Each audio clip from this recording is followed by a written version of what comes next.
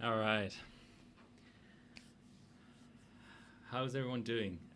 It's been a long time as I noticed that my post display has slipped around my bench table. Anyway, and I'm seeing drop frames again.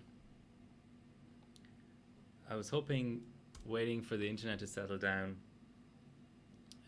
would actually avoid this, but apparently not. Just gonna drop down the bitrate a tiny bit.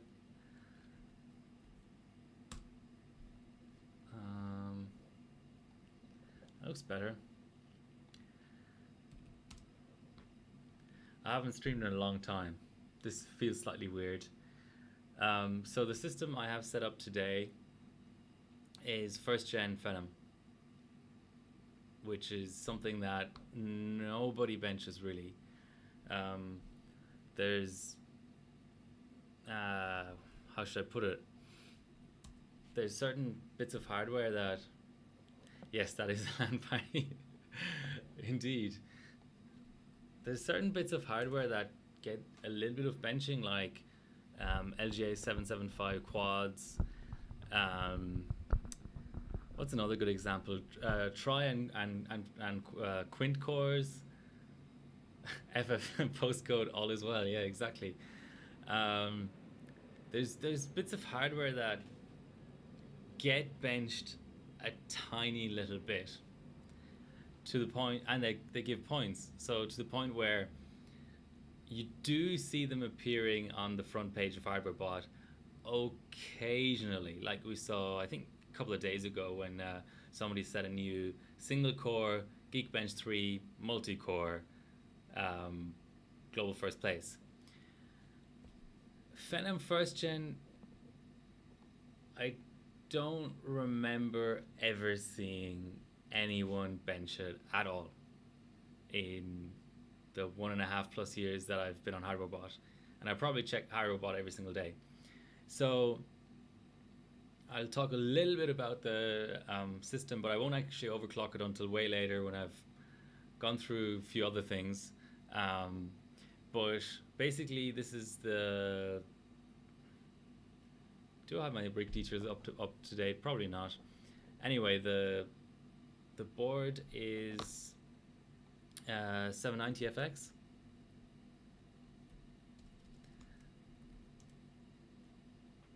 Let's see. No, the A10 6800 is very dead. So that's definitely not what I'm overclocking today at all. But that's fine. That's it did its duty. So what do we have? We have a Phenom X4 9950 Black Edition, the very top end SKU of Phenom First Gen, and nobody knows Phenom First Gen, so I'm going to be explaining everything as I go along because I know a tiny bit about it, and that's probably more than 101% of benchers know, because it's just not a platform that gets benched. As I see a few more drop frames, just trying to figure out. I've also dropped new RAM into my streaming rig, so everything is a little bit different today. All right, so it's the Phenom. The board is the 790FX M2RS, I think is its name. There's also an M2RSH, which is the same thing with a different heatsink apparently. What is my RAM? I'm embarrassed to say I don't even know what the RAM is. I think Bulk sent it to me, or was it Tapica? I don't know. HardwareBot pre-binned is what I'm going to call it. I don't know enough about DDR2. Yeah, benches are going to be anything XP based. Cooling is our trusty Hilea HC 500A, I think it's called. Chiller.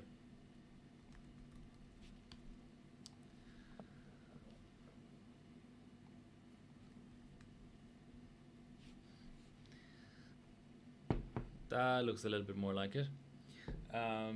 My water temps as I turn on the chiller. The really sad thing is I need more extension leads because I had to actually unplug my standing desk just to be able to plug in the chiller because I ran out of plugs.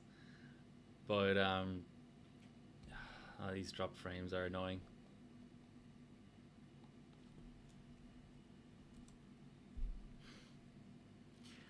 Okay. So what's the rest of the rig? Nothing special really. I'm on chiller because, for those who don't know, Phenom First Gen is so heavily cold bugged that you can usually max it out on a chiller. Obviously, a chiller with antifreeze in it and all that kind of stuff, which I don't have, but it doesn't, as far as I've heard, it doesn't scale much with cold either. So that's why the chiller is here, basically. And I'm waiting for it to chill down. It's only at 22 degrees at the moment. But in the meantime, I am going to talk about some other stuff. What other stuff? Well, let's see. Tons and tons of stuff has happened since I last streamed. Well, I also streamed basically just to do Team Cup stuff. By the way, this is my beer for the day. Double IPA. Cheers to those who are in time zones where it's appropriate to have a beer now. So, what's happened? On Sunday, Joe, so Step Onzi, streamed again. So I love it because, well, actually, there's even been streaming by Dr. Weeze for the Galax GOC. So it's been fun in terms of streaming, and Bill's Audio streamed again, even though it was ambient, so that always makes me a little bit sad. But basically, there's more streamers potentially around now. The stream on Sunday was lots of fun. They got a second place in Cinebench. It was Shady Reaper and Stefanzi streaming together. Do I have my chat box? Yes, I do. Sorry, it's just been such a long time. It's never a good indicator when I turn on my streaming PC and I have to run loads of updates first because it hasn't been turned on for so long. Okay, so great stream. I won't talk about the stuff that's happened since then because he's talked about making an alternative to a hardware bot, which I think is a bit of a silly idea, but it's important to have other streamers around. So second gen Threadripper is actually available now. Still nobody has LN2'd it. Okay, the people, let's put it this way, the people who were given free motherboards and free chips and told to do something with them put up some scores on the 2990 WX. I don't consider that launch day benching. If somebody sent me a slot A or I don't know, an 1886 system to overclock on LN2, I'd probably do it as well because it's free and they went to an effort to give it to you. But I don't see anybody. I think Lucky Noob is probably he probably got his chip for free too. Basically, nobody has benched it outside of the people who just were sent free hardware. And I'm somewhat disappointed with the results out there. I'm not going to say any more than that. Let's just put it this way. All of them have room for improvement. Let's put it this way. So, and the lower core counts didn't get overclocked at all. 12, 16, and 24 core, basically, I don't see any results out there. 9900K is out. And the benchmark results are out. The liquid nitrogen and liquid helium results are out. There's talk of it being really hot. There's all sorts of stuff out there. But basically, the long and the short of it is, probably shouldn't have put in there that it's closer to the 1950X in price. That's only in one particular region, and I think currency fluctuations have already changed that now. But it was just a point I wanted to make, that, you know, if you're looking at things in terms of price, not in terms of what market segment they those processors target, then it's not really looking very good for the 9900K in terms of mainstream sort of acceptance. It's certainly in a price point where it's niche, and it's in sort of an area in terms of heat dissipation, like heat generation and overclockability, where it's niche in terms of what it can do as well.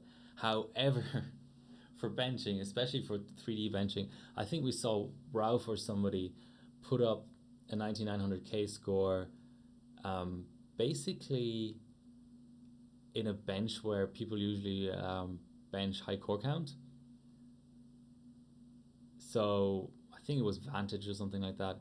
So yeah, we'll see that more and more, because obviously if you can run Vantage at 6.8 gigahertz or something, on 8 cores, that may be better for the graphics tests than, or it will be better for the graphics tests, but it may be better overall even. Cheers. For the entire benchmark result, just to run the 8 core, that clocks higher because it doesn't have a cold bug. Skylake X refresh. That's why I have a pretty little Anantech table in here. In case people have missed it, it's out. It is out. It is actually out. Now, I just complained about there being no Threadripper results. Well, there literally are no Skylake X refresh results. I mean, in terms of what it can actually do, it's... as I see more dropped frames...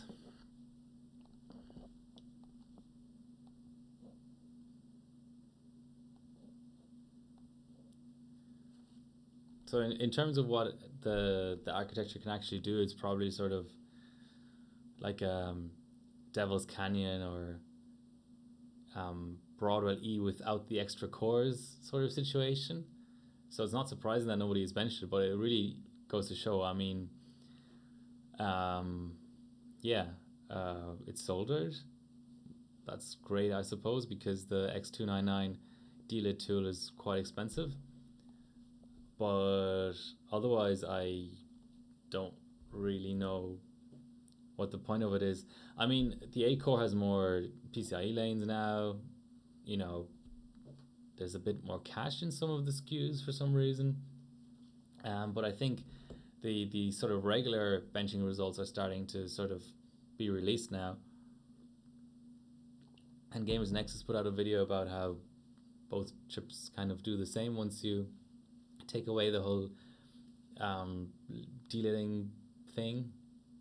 I find it funny. I mean, I thought that Intel might just bin a few chips and try and make a point, but maybe they're just not interested anymore. And obviously this puts to death any sort of hopes of a Kaby Lake X refresh or like a Coffee Lake X, something like that, which I think is a real shame. It's funny because Dave Bauer put out a Q&A video recently, and he mentioned Kaby Lake X as his favorite overclocking platform of recent times. And I'm glad somebody else has the same opinion as me, because I kind of agree. I think it's the quad core for all ages, kind of. There's never going to be another quad core like it. And it's got just great boards, and it's cheap because nobody mainstream actually wants those chips, and the bin is the consistency of hitting high clocks on those chips, from what I've seen, is higher than anywhere else, because it's got an XOC socket essentially with extra power delivery and everything. What else is there to talk about? I'll talk about Country Cup later. There's a new AMD SuperPi 32M world record. It's by the Iranians. A great overclocking country, I have to say. Really, some solid talent out there, and they bench AMD too, so that's great. It's about 5 seconds faster than my run, but I think they're doing certain things with the OS and stuff to do it. Obviously, I mean that RAM is not amazing. SMT isn't disabled. I don't know. That probably doesn't make a difference as long as you pick the right core. The clock is for second gen is pretty poor, but obviously they got the efficiency, so I can't complain. This is my run, about 5 seconds. Well, what is it? 4.3 seconds slower, but I know what's up here. I mean, this is on the 1800X still. I killed the 2600X while trying to go for this, but there's a SuperPi 32M AMD stage in Country Cup anyway, so this will be improved upon, let's put it this way. But it's great that people are actually benching it. That's always fun.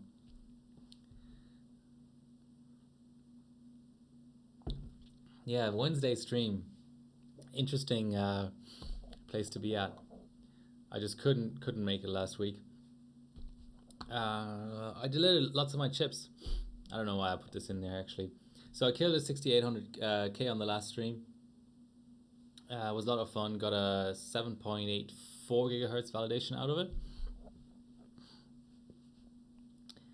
But let's continue to the Team Cup wrap up. I picked a few subs out of Team Cup that I thought were like stood out basically. Some stages don't have any because I just couldn't pick anything out. But basically, actually I may do this on the next stream. Let's see, or later on. I just don't feel like going through 32 stages at the moment. But I will go into Country Cup again.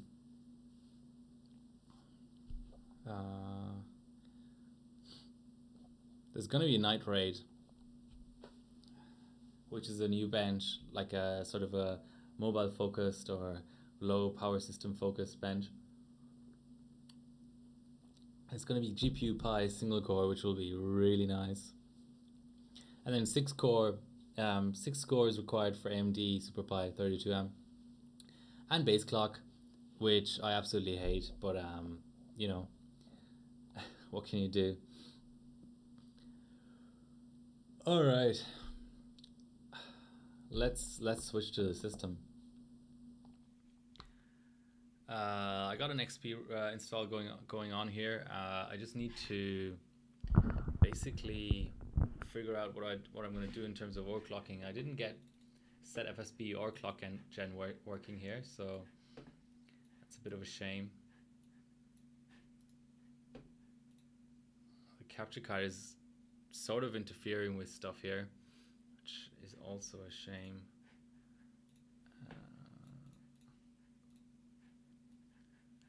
I thought this is what solved the issues, but maybe not.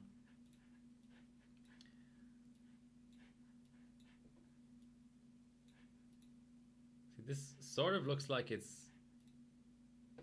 would set, but it doesn't.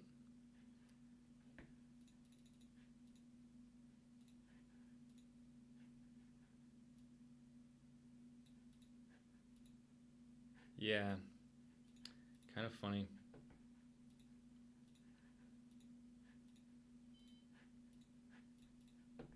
I love the onboard speaker.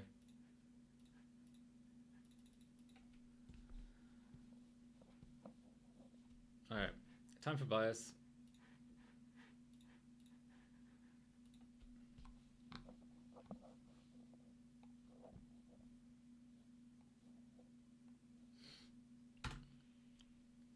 I never know why this Windows XP install does that. A weird error at the end. That's the splash screen. Water temp is 20 degrees at the moment. Alright, I think I need to go to Genie, don't I?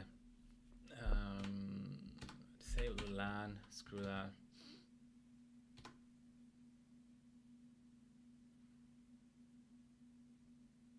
Bank swizzle mode. I wonder what that is.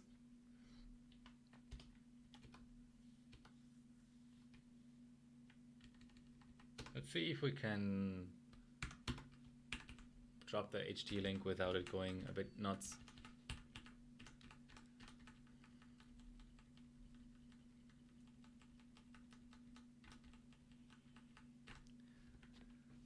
Alright.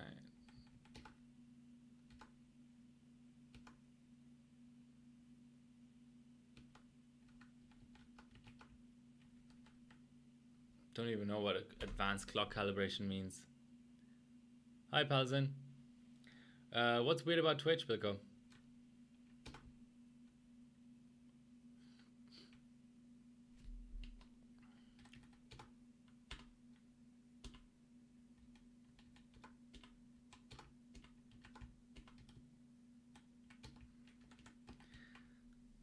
Okay, let's...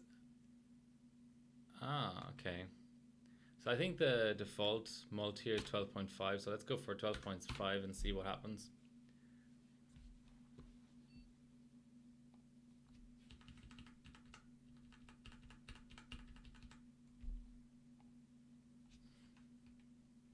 I should probably just let it boot to XP. Hey, Rave. I know it's early. Hey, up. I know it's early in Europe, but I just felt like streaming early for a change. So what's gonna happen? Ooh, that's funny.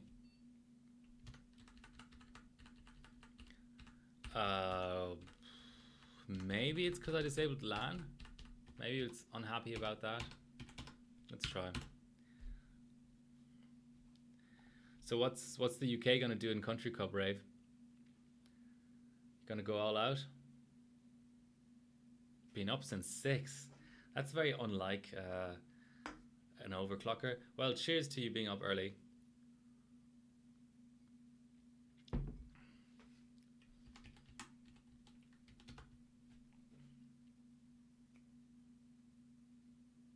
All right.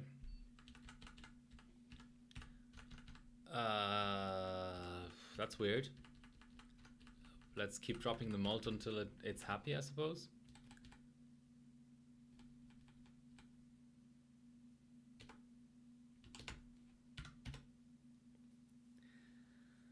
Yeah, well, the thing about this setup is I need this board for a Country Cup. Bro, have a look at these temps. Okay.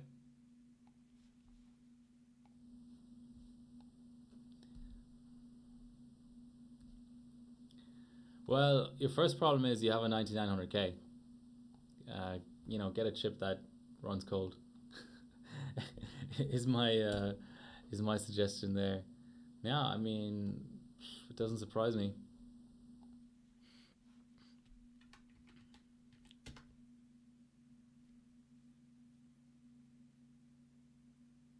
Is it gonna boot this time? I wonder.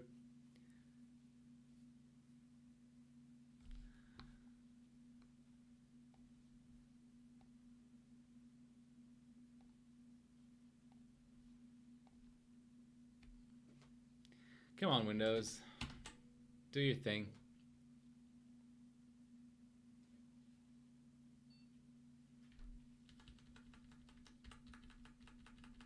Okay, let's put the mult back to auto and see what's going on.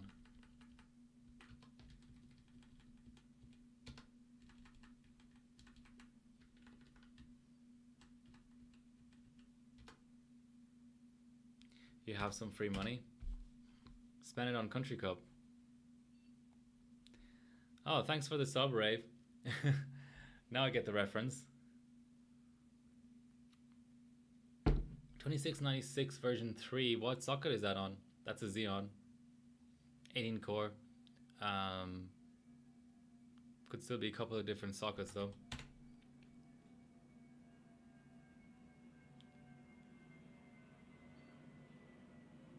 Execute non-executable memory. Okay, that's screwed up. Version 3, so that's X99 potentially. Okay, time to go back to optimize defaults. Yeah, so this board potentially will be used for BCLK and Country Cup, so I have to be careful with it. But then again, BCLK might be Northbridge cold, CPU cold, so I don't know. It cost me enough money and it's a rare enough board that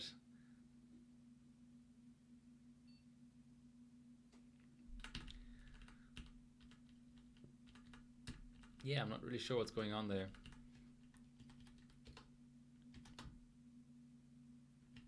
Funny thing is, this has an actual switch between native and legacy IDE. Don't know what the difference is. Let's try legacy. Native was fine previously, but might have to re-image. I don't know what I did to the XP.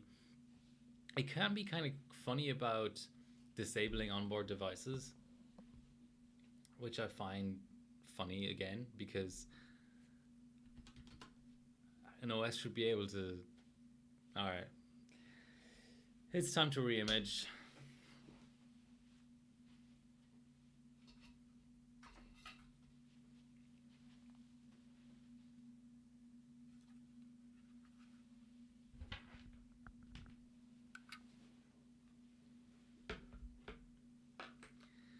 That didn't take long to corrupt that OS.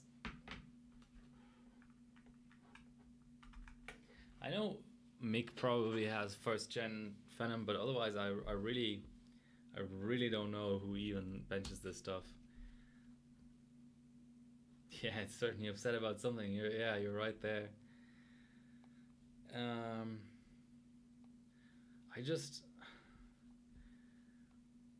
My thing, I don't necessarily mind killing hardware, but even the slight chance, only a few chips, even the slight chance of a board dying doing BCLK of all things, just, I don't know, that makes me want to puke really. So I don't know what I'm going to do. If my board is required for BCLK at Country Cup, I don't really want to insulate it either. So it's sort of damned if you do, damned if you don't, because I don't want to run a cold uninsulated. I don't want to insulate it either. I suppose eventually I'll come to terms with it. But as it stands, I'm being very protective of this board. So what happened with it was I got it in from the UK, and it threw 0-0 with every chip, but I think I only tried one first gen Phenom chip, and then I put it away for a while. I finished up Team Cup, and I re-attempted just working it all out, and I'd left the CMOS battery out for days and days and days, maybe over a week, and it posted only with the first gen Phenom and only with the CMOS battery out. So then I knew it was being kind of picky about both potentially, because I threw in just a regular AM3 chip and it didn't post. So it needed first gen Phenom and the CMOS battery out. I eventually found a CMOS battery that I liked, that I had enough charge. So that solved that problem, but I'm still on a bias that, as far as I'm aware, as far as I can tell, only supports first gen Phenom. I wanted to bench first gen Phenom anyway, because it's sort of, this is my grand sort of plan, is to cover all of the different platforms. So here we have the stream number that a certain platform was, that I benched a certain platform, So obviously I've done the most Threadripper. I actually need to revisit. I haven't benched the Crosshair 7 on the bench, I don't think. So even though I really love benching Threadripper and Ryzen, I didn't actually do an ambient stream on the Crosshair 7. But yeah, M4 APUs, obviously with Country Cup coming up, that there will be a Sub-Zero stream for sure. First gen Ryzen, surprisingly, as far as I can see, there hasn't been a stream with that on ambient. FX is long overdue. People have asked me for it, so that may be the next AMD platform I bench. Even though I'm just not sure about it, because as I see some more drop frames, I'm not sure about it because it's the sort of platform where I can't really see myself getting excited about it if it's not on LN2, because it's such a great full pod platform. So I may wait for my next refill before I do some FX benching. I also don't really have good chips for it. I suspect my FX 6300 may be okay on LN2.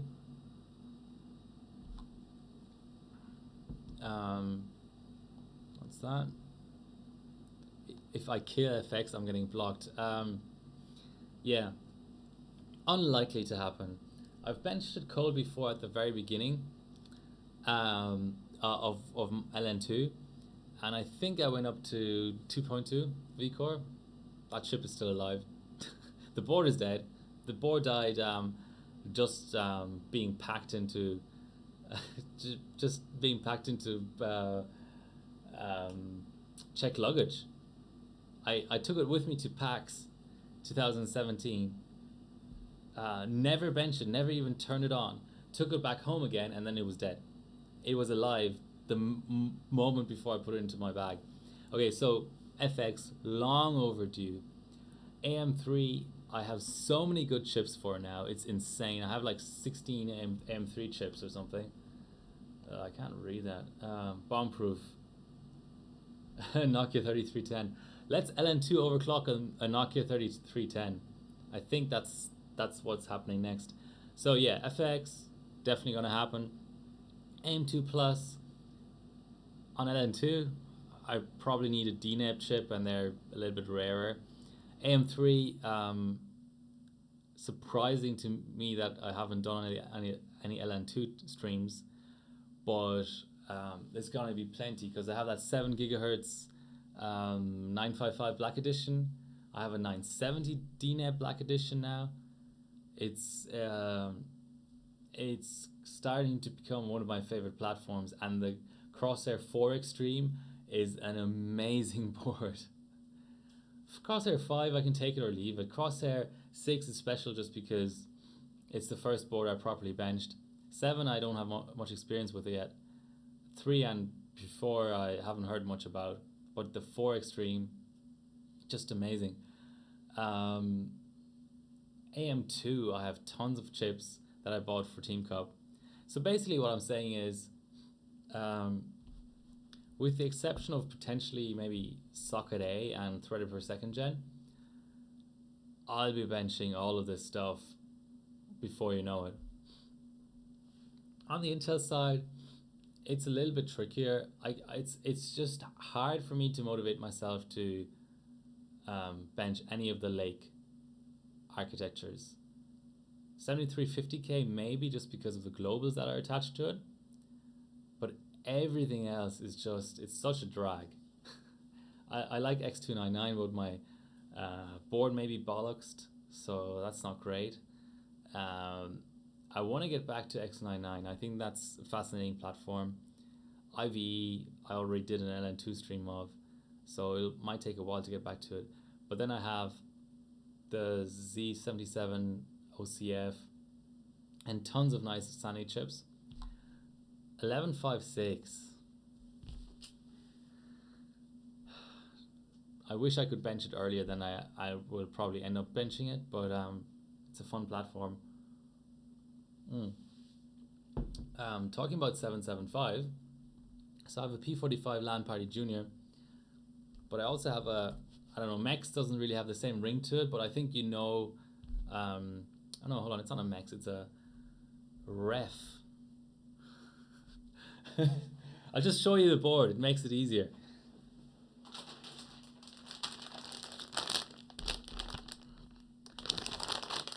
This came in this week.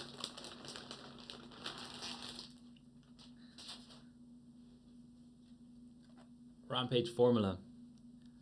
Look at how clean that is. The RAM isn't anything amazing. I think it's just 1066 bin power chip, 2x2 gigabytes. So that will only be used for benches that need a lot of capacity.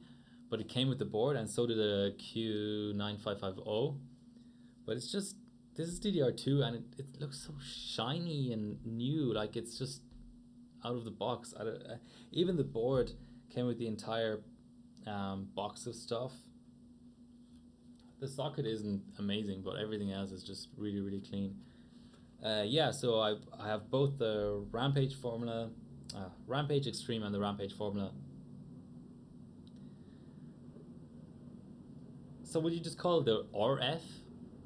I just don't get, I mean, yeah, okay, REX, like Rex for Rampage Extreme, but then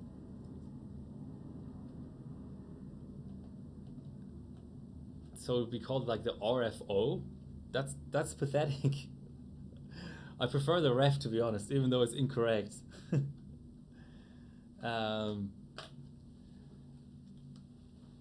Anyway, there's so many points to be had on 775 quads, and you can even bench them ambient and get good points. 478 I only have a single channel board for, so that might take a while. Slot 1 and 370, I should probably take those out. They're not going to be benched anytime in the next 6 months probably. Okay, I forgot where I was at. I think I need to just plug in an OS. Rough like a dog. Good suggestion.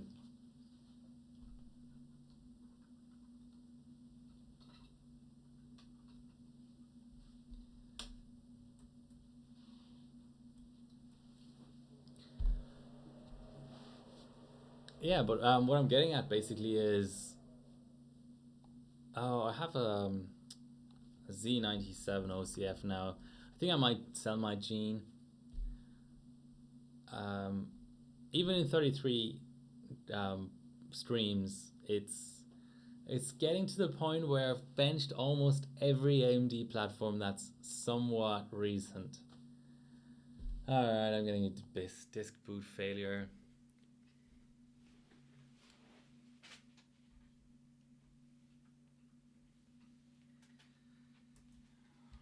I hate when that happens.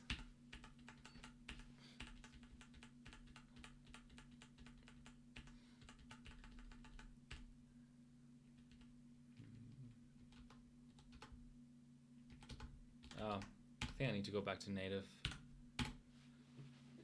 I really don't know what legacy means. Is that some sort of emulation mode for really old drives? I don't get it. Yeah, the beep LAN parties are good for that kind of stuff. Come on, board, just boot the damn OS.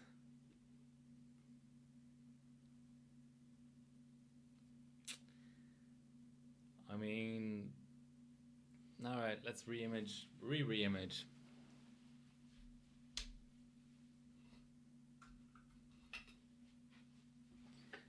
Just hate how brittle XP is, you know. I really didn't change anything, and it stopped booting.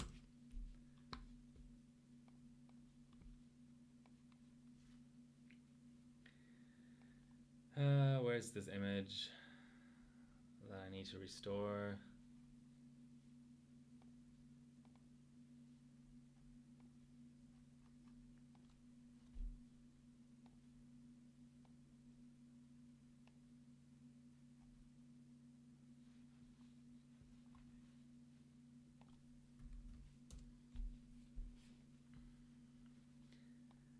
So what's everyone's feeling on Country Cup?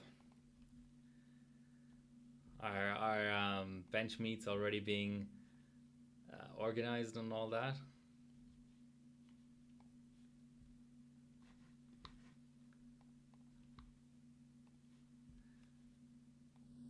All right, now that a few more folks have joined us, since this reimaging might take a little bit of time, I'm going to go through the Team Cup wrap up, because I did spend some time to find a few subs. I'm just going to the beach. Yeah, in 40-degree heat in summer, do you really want to go to the beach instead of benching? Look deep inside of yourself and just try to realize the fact that you're not going to go to the beach. No, you're not going to the beach. I know it. So, I don't know very much about PyFast or Socket A, and I looked at the subs, and it didn't seem like many of the teams were really putting out, maxed out scores. So I didn't pick a sub as a standout sub in that stage. However, in stage 2, I sort of did like these custom searches in HyperBot to try and filter out just the subs for that stage. And I think it's usually reasonably successful, because when you filter down by hardware type and platform and so on, it's let's just put it this way: it's unlikely that somebody subbed W Prime 32M on Venice on Socket 754 during the couple of months of Team Cup and didn't sub to Team Cup. So the top result of this stage was Max Beach, who's actually just lives around the corner from me here in Australia. And he did it on a lower bin chip, and all these chips are locked all these chips are locked basically. So I think that was an achievement to beat out good BCLK overclockers like Slammer, Noxonite, and Tag. Those guys have been around forever. Even Bones and I don't know if Turion was really subbed for. Was this subbed for this? No, it wasn't. It's not Venice. Okay, ignore the Turion subs, but Slammer certainly, and Bones and Mr. Scott are good legacy benchers. And even so, I have to give the standout sub of this stage to Mr. Max Beach, because he was able to get, well, first of all, he LN2'd the thing, that takes some balls. He did it on an infinity board, which, according to sort of popular belief, is not as good as the Lanparty. And he still managed to get 325 BCLK out of the damn thing, and a very solid score, almost sub 48 seconds. I killed my board and didn't get any scores out of it, so I can tell you, from first-hand experience, that this is quite hard to do, to put it mildly. He did do it on the most expendable of the 3 Venice bins, but 3.25 gigahertz on this platform, that's certainly impressive. So well done to our mate in Australia. It was running above single stage temps. Yeah, I didn't dispute that. My cold bug on my board was minus 100. It's still hard to get that much BCLK out of the platform, no matter what temps you have. So for the 478 GPU Pi stage, I can show you the list of subs, but again, it's sort of like I just can't make any sort of judgment call. Tag is first, and he's the only guy over 5 gigahertz, but he also has a weird mobile chip that probably does way better than the... Never mind cold bug. Yeah, okay. So yeah, that makes his sub even better. So he had amazing temperature control on LN2. So, Tag is the top result, but it's just that nobody else, like Griff and Tag, were the only ones who found these rare mobile chips, so I'm not going to give it to them just because they found a chip that's better. is what it appears to be the case in this stage. I don't know enough about the platform to say either way, but that's what I'd guess. So on to the next one, which is 939 SuperPi 32M. Call me biased, but even though he had an old... Okay, what are you saying? Why is... chat is kind of broken for me right now. Who e-powered what? Hold on. Tagphone and ASRock DDR1 board that must have been the only DDR1 board supporting the mobile chips, then e-powered it. Yes, okay. That makes... that's a lot of effort, yes. I didn't know that, but I put together this list with the information I had at the time. So for SuperPi 32M on the 939 platform, I'm giving the top sub to Bilko because he managed to clock his chip to the highest clock of anybody here. Granted, some of the other people probably weren't on LN2, but he also got the fourth best result whilst not even having access to the top memory strap. And this took quite a few reruns. So a 20-minute bench on LN2 on a 939 Lanparty board that's temperamental to say the least is worth crediting. I mean, let's have a look at Alpi just out of curiosity. He was on DICE. Alright. Yeah. I don't know. Probably better mems and stuff. But it's just, I don't know. This sub was a real struggle. I was there when it happened. Yeah. You know, single core. Hello, ground. My chat is working now. That's great. Everyone's waking up in Europe. That's good. So well done, Bilko. He's on the stream. And we have Marius as well. It really seems like people are waking up. We're just going through Team Cup results. This is like the final stream where I'm going to mention Team Cup 2018. You know, well done to everybody, and next year we're going to come back stronger and all that. But for now, we're looking through every stage to see the best results. So the 939 plus HG2000 series. You woke up 3 hours ago. Alright, you didn't feel like watching a stream until now. So, you know, you maybe had a leisurely breakfast. I don't know. You know, you're sort of like lying in bed, you know, considering whether to get up or not. And then after 3 hours, you're like, alright, I'm in the mood for overclocking now. And you tuned in, and well done. Thank you. Okay, so I'm hesitant to give the top result or the top sub of each stage to always give that to the person with the highest score, because no, you had something to do. Well, okay, we all have real life, but you know, I like my story better. But yeah, well done for taking the time anyway.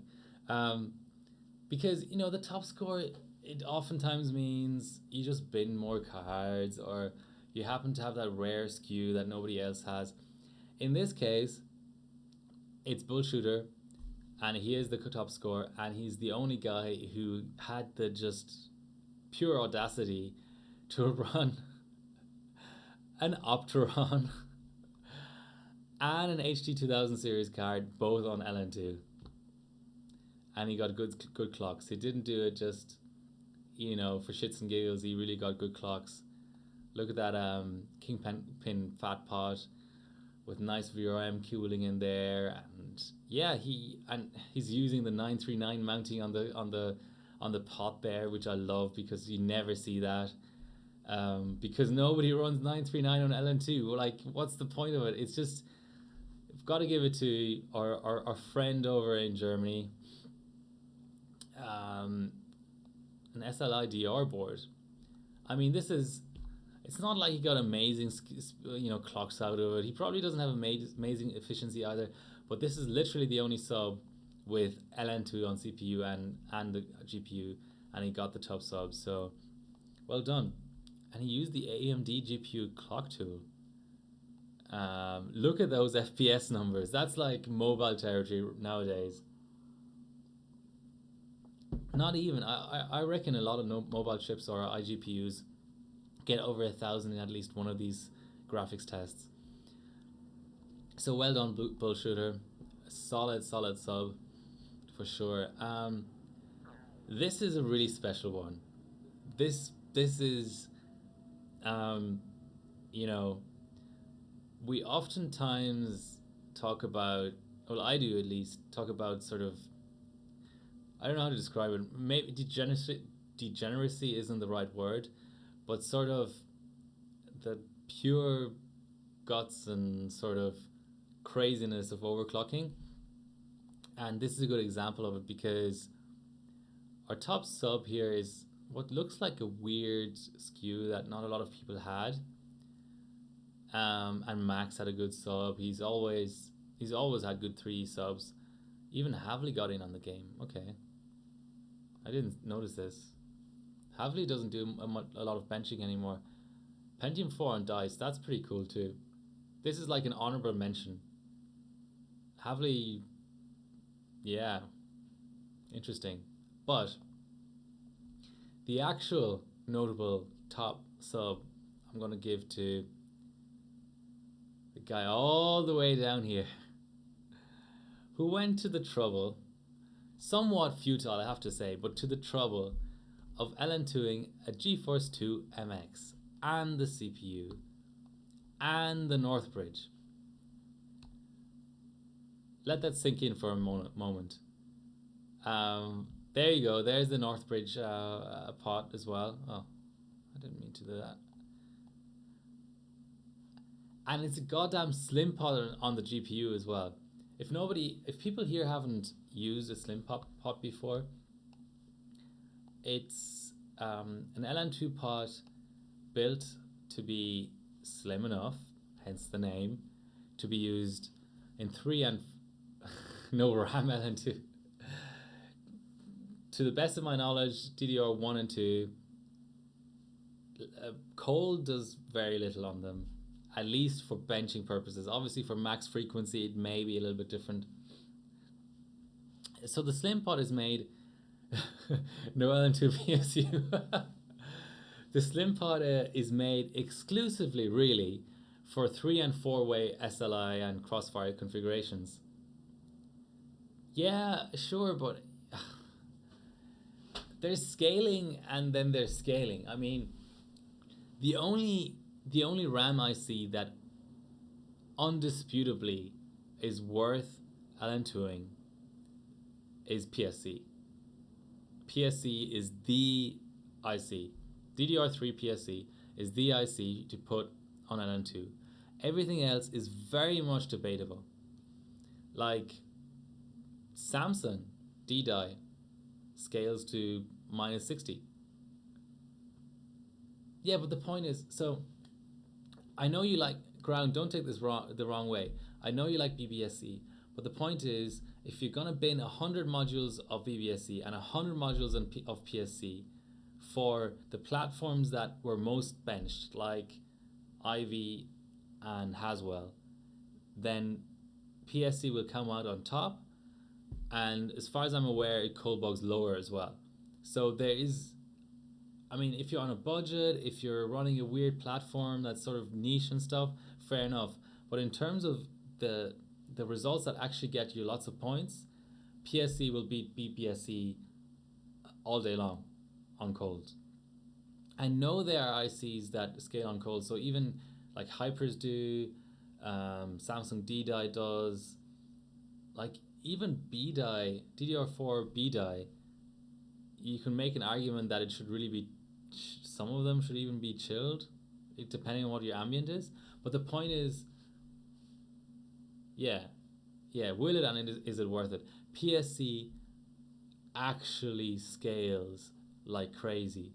Like you're talking, it may do the same speeds, the same megahertz on cold at CL6.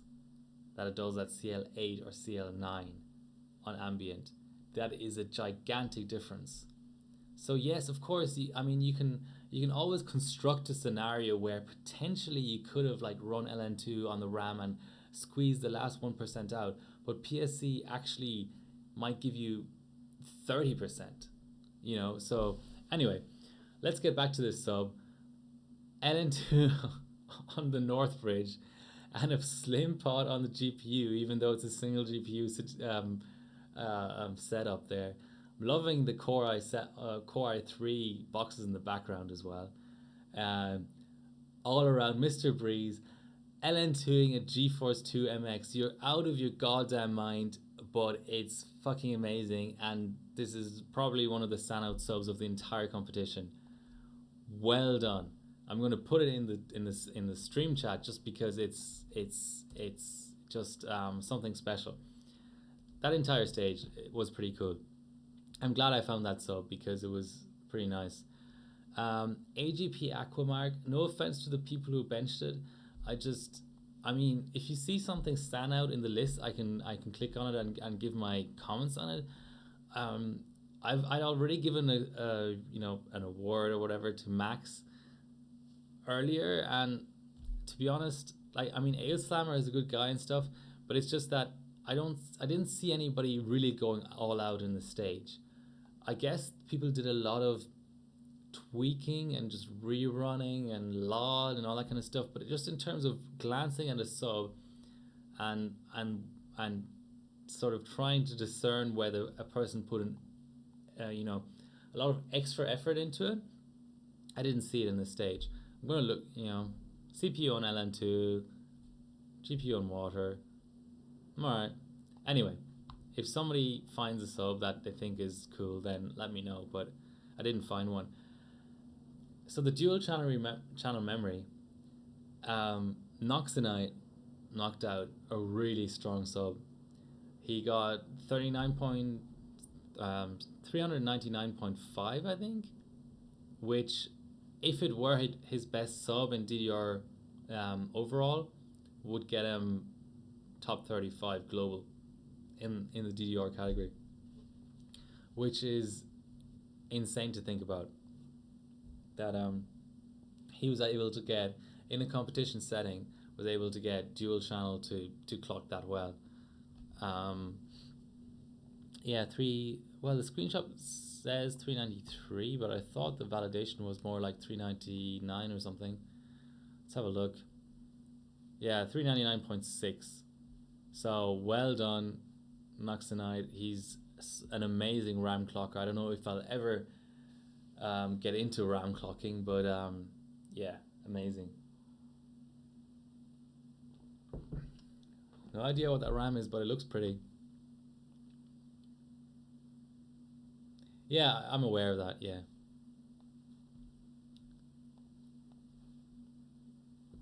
Okay, on to DDR2. So SuperPi 1M AM2. It turned out that people were either binning 6400 pluses and 6000 pluses, like crazy, or that the unlocked FXs just are worse bins. But a lot of the top, you only did 359. Well, I've never validated DDR frequency, so you're well ahead of me there.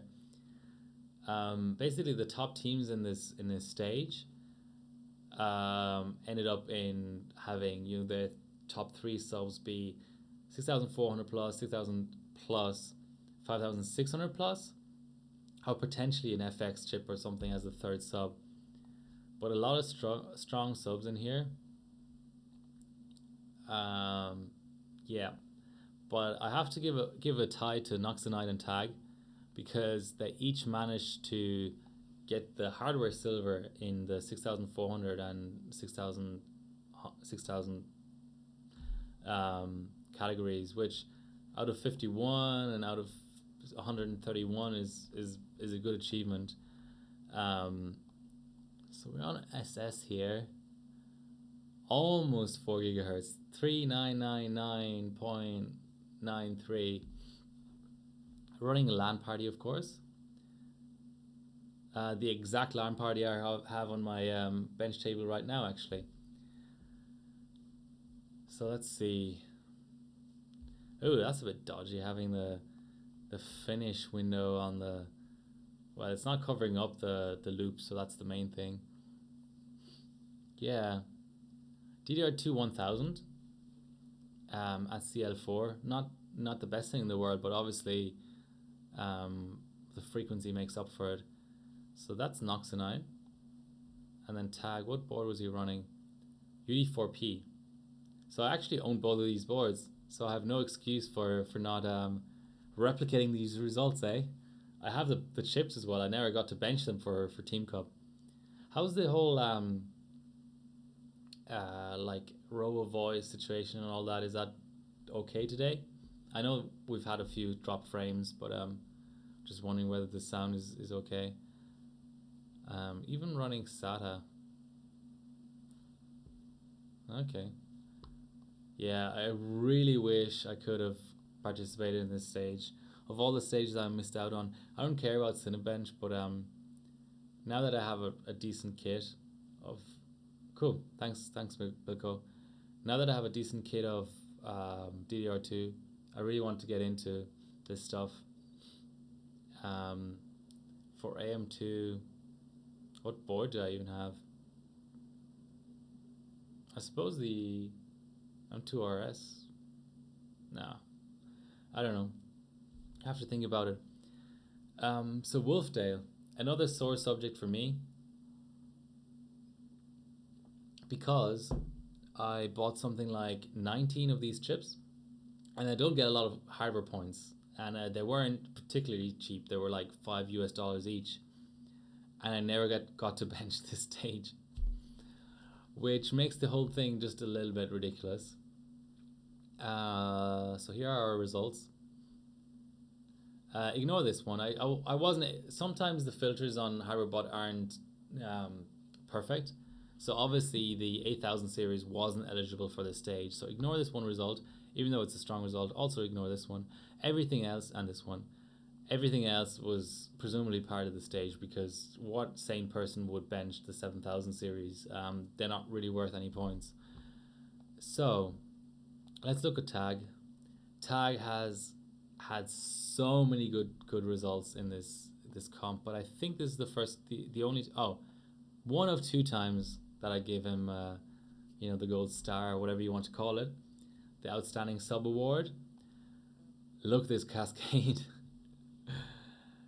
Nice unit, very nice unit. I actually, if somebody can tell me, hold on, I think I can work this out. So Cascade is 2 stages. Yeah, he's pre-printed a lot of chips. Yeah, definitely. A Cascade is 2 stages. So I'm guessing that minus 32-ish temp is the first stage, and then minus 93 is the second stage. Someone correct me if I'm wrong. Running SATA, I always thought, you could potentially get a bit more BCLK out of the system running IDE. But what do I know about this stuff? Interesting table here. So what ended up being his actual... So 550 BCLK on a P45 board isn't utterly amazing, but I think on these Wolfdale 3M chips it's pretty impressive, because they consistently clock worse than the 8000 series, so the other Wolfdale with the higher cache, a bigger amount of cache. And yeah, to be able to maintain that over a 400 second bench, that's pretty impressive. And then 1100 RAM at CL4 is not that it, I don't think it necessarily made a difference in this bench, but to be able to maintain that's pretty good too. So well done, Tag. So Super Pi 32M AM3, I benched this twice on LN2, and I had an absolute blast, I have to say. The fun thing about this was I benched it 3 times. Apologies. Although I didn't sub the middle result. So what happened here was Unfortunately, it's not reflected in the stage rankings anymore, so I can't show it to you because Bilko benched this as well and he left the team, so the stage ranking has been recalculated. But essentially, the final ranking was, even though it's an 11-minute bench, basically, our average was ahead of the Italians by something like 120 milliseconds across 11 minutes, which is insane. And the backstory is, I benched my chip, Bilko benched his, and our third result was Jordan. And the Italians benched quite late, so I think the last weekend before the date, the finishing date, the deadline, which was on a Wednesday Australian time, and they ended up being ahead of us by not a lot, like a couple of seconds on average. And my result in this bench was actually this one. I can show it to you. So I just wanted to break 11 minutes. It was a day where we were benching tons of different platforms, so I didn't want to spend too much time on it. So the core was reasonably maxed, but the problem with this sub was I hadn't done anything with the North Bridge at all. So when I subbed this at the time, even other people on other teams were saying, oh, nice sandbag, where's your higher North Bridge? But I, at the time, actually didn't have a better sub because it's an 11 minutes bench on LN2. I mean, I didn't know what I was doing. It was the first time I was benching 32M on this platform. So I knew there was a lot extra left in the chip. So that was just slightly sub 11 minute submission. Once the Italians came in with their bench meet, I knew I could easily improve my score. So I got another score, and the score was essentially, so what ended up being my final sub was this. So it was, same core, basically, just with better North Bridge, and it gave me 11 seconds. But I had a result that was like 10 minutes 49, and that was actually a bench session. And I think it was late at night, and I worked out the averages wrong. So I thought we were beating the Italians by like 5 milliseconds. We were losing by like 15 milliseconds or something. So had I subbed that and not rebenched a third time, we would have been second in the stage.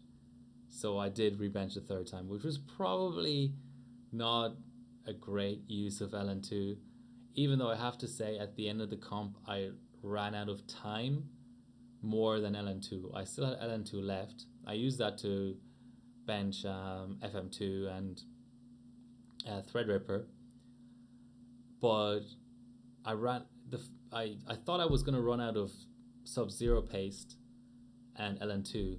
I ended up having plenty of both and running out of ambient paste towards the end of the comp, which says something. But my chip is just a good bin. I don't know anything about SuperPi 32M. Not only that, it also wasn't the fastest sub. Not only that, look at the efficiency difference. Bullant, credit where credit's due. This is an utterly sick AM3 32M. It's not a sort of like standout in terms of the cooling methods used or whatever else, the weird hardware combination. It's just a straight up AM3 32M. But look at it. His North Bridge is not even that amazing. He does fun, like he must really sit down and must have sat down and really worked out the sub timings, because on the face of it, 666, 1818, what's the big deal? My run is at 665, 1811, I think, or 1118, whichever way it goes on that IC. But his OS and his Waza, I would assume, are just on absolute point. And the Gigabyte boards are known to be more efficient, but that's not an excuse. He just literally just absolutely crushed this bench. Now, let's put this into some sort of a historic perspective, actually. Sub 10 minutes 30 on AM3 is rare as fuck. It really is ungodly rare. These are all of the 32M subs in history that are sub 32 seconds, plus bullants at the end tacked on to say how close he was to achieving that sort of milestone. Mad, obviously, in a class of its own, his own. At some point, I'm going to go through the AM3 records on another stream and just show you how dominant he was on that platform. He obviously had the chip to go along with it as well, but yeah, this is the only sub 10 minute 32M. Let's just have a look at it. I don't know where he gets this from, to be honest. Clearly the screenshot isn't the entire picture. I mean, core scaling on this bench, from what I've seen in the 3 times I've benched it, Sub-Zero isn't huge. It's all in the memory, really, because you're so bottlenecked there. And he has 948 hypers, 1811s. The third timing isn't even at 5. Not that it makes a massive difference. I didn't see a massive difference. He must have the sickest Waza, Max Mem, and OS. I don't know, that you can imagine. Obviously the tertiaries as well. And the thing is that I'm going to be benching this at Country Cup. I'm going to bin hypers. I may even take them cold. Who knows? Like, this is going to be one of the benches I'm once again going to concentrate on because I had so much fun in Team Cup. But yeah, here we go. Mad, Infrared, Ryba, absolute legends. Beep Beep, I don't know who it is, but he clearly knows what he's doing. Eru, yeah, no idea. But Ananerva, a really strong AMD bencher. And for Bullant on, you know, a middling chip to get this close to this club, absolutely standout performance. Well done. All right, enough on that stage. Let us continue. X265 4K, a very underbenched stage, I have to say. Cause I'm here, that will tell you how underbenched it is, because my sub was just complete garbage. I didn't feel comfortable picking out anyone here. I mean, RM's chip might have just been better. I don't think he did anything amazing here. I'll show it to you, but it's not the standout sub. There is no standout sub. Let's have a look. Is he even on Sammy's? No, he's on PSC, which is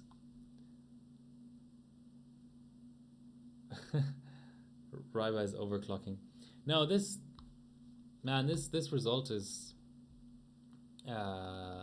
you know, from maybe like 10 years ago.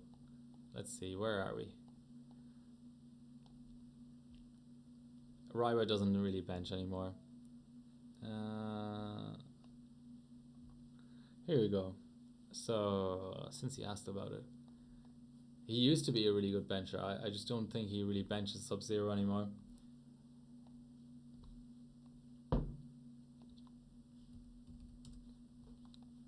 So this is from February 2011.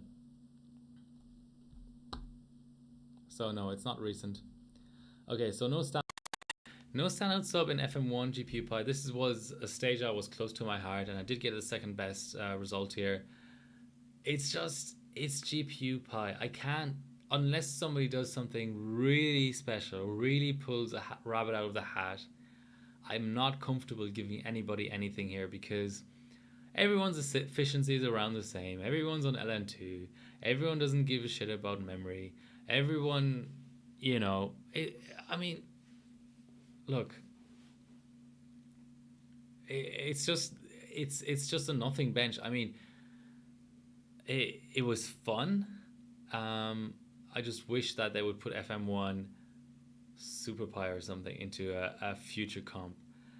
That would be something, because I've already noticed a few little quirks here and there, and I'd like to work on that. But there's just no harbor points, nothing in FM1 at the moment. Here we go. besides Bilko, who was a visitor in r/OC, here's our other mention of r/OC. Yokot's 3 bench here, 3 Mark 03. Let's look at all the subs first. This is an interesting combination. LGA 1155, so essentially Ivy Bridge, and the 600 series. Jessic and Raddy with the top subs here, and Bullant also 3 benching. Interesting. But I'm going to give it to Yokot because, let's see. Yeah, he did less with more, basically. You got your buffering sorted. Okay. Bilko, I'm going through every single of the 32 stages of Team Cup. This is like the final wrap up of the Team Cup. And I'm giving sort of like a, like effort award or like outstanding submission of the stage award to each of the stages. And your FX55 SuperPi 32M was that award. Which was in DDR1, wasn't it? Because you had issues with your memory. Was shit, you can do better. Well, you couldn't get the top memory strap working. You were at DDR400. Everything else was fine. Your OS was fine. Your clocks on your chip were fine. Your temps were fine, even though that's tough on 939. It's just you had the wrong bias on your board, Shit happens. Still a worthy sub. And if you look at it in the context of the stage, it didn't even do that badly, even though it's like hundreds of megahertz behind everyone else in terms of memory clock. And it had the top core of anybody, beating people who know their stuff, like Achilles and Noxonite, and Alpi as well. They're, Terroraptor as well. Those are established AMD benchers. Anyway, so we have moved on to DDR3. And we were in the LG 1155 aspect of things. Okay, Yokot. So the thing here is, he had his 670 on air, but he still got a really good sub out of it. So hopefully it shows here. If I... so this guy was on LN2. I think this guy was on LN2 as well. And this was guy 2. And just sort of... What's that? 2,000 points behind a guy who clocked his graphics card 100 plus megahertz higher on water. But I think this deserves a mention.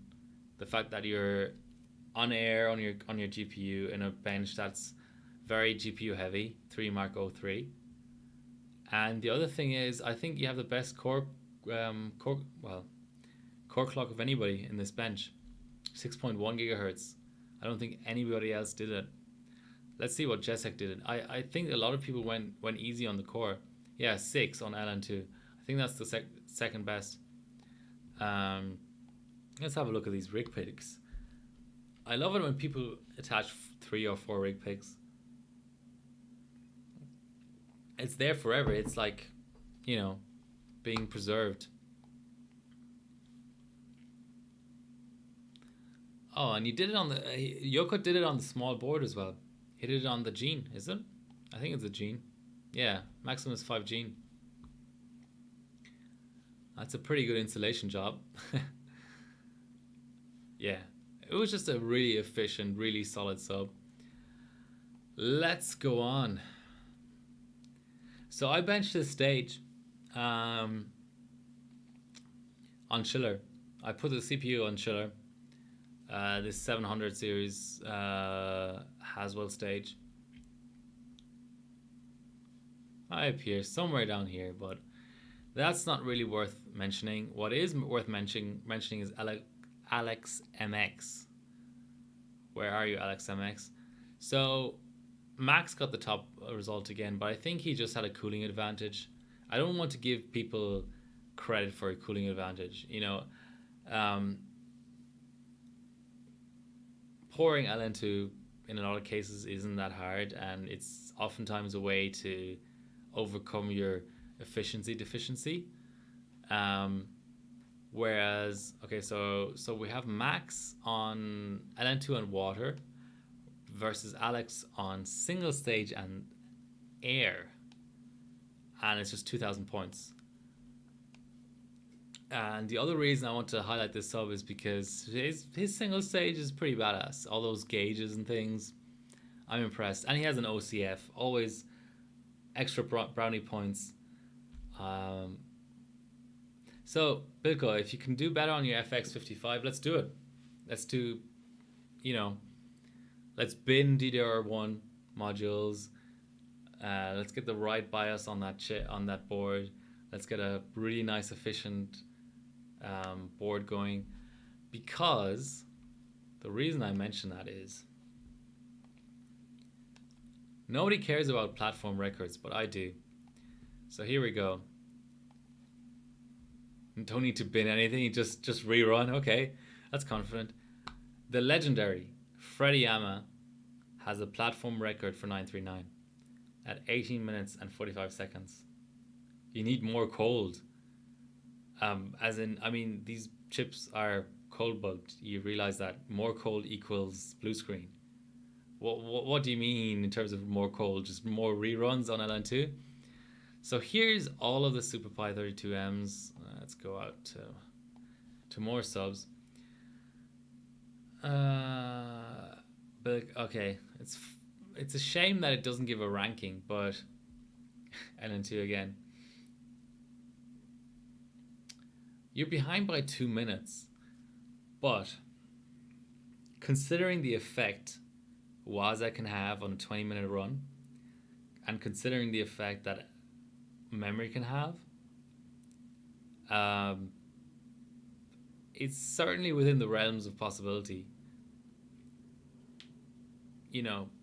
Tuning a few minor voltages, getting maybe a little bit more frequency out of the chip,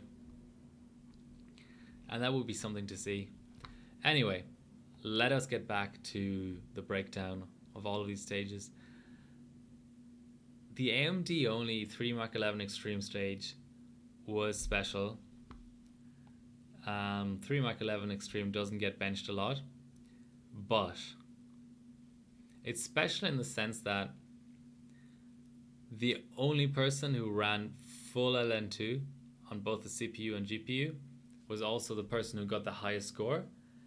And they also, first of all, they were ahead by 1,300 points, which is insane to think about when it's the same hardware involved. Okay, so let's see what Pato was running on his GPU. See, he was also on an LN2. He was probably just missing hard mods and had a bad bin or whatever. But so this is LN2 versus LN2, and he has a 230 plus megahertz advantage on this guy, and he gets the gold. He gets the hardware gold in 3D on FX, and it was also a sandbagged sub, and his rig pick is kick-ass. Look at those pots. Look at the nice glaze on both of those pots. The Corsair power supply. Yeah, okay, so it's a rare card, but okay, let's look at the hardware ranking. Maybe I'm wrong. Maybe this was just a shoe-in. I don't know. I actually don't know. I think that, okay, let's put it this way, right? I don't see any hard mods, but it is a Lightning, so maybe he just was able to. Okay, performance would probably do around the same clock. So let's look at those rankings because they're more filled in. Yeah, so 8-Pack and Zolio have 1,600 cards, and Dan Cup, and 12, and Rubus. Moonman at 1520 is getting there. So yeah, there's a couple of them around. It's not that rare. I just respect this sub because if I ever want to stream FX and Hawaii on all LN2, just tell me that I'm being an idiot. But this guy made it work. He really made it work. He got the goals, 25 hybrid points, all that. Kick-ass rig pick. What more do you want? You need a GPU pod. So you'd consider dicing a GPU as well?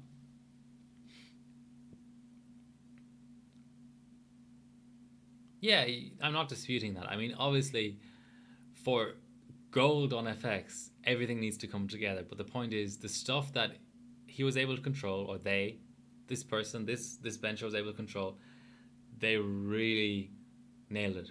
So, yeah, why not? Okay, cool. I'm looking forward to 3D results from you. As good as you are at BCLK, try to move beyond that. Okay.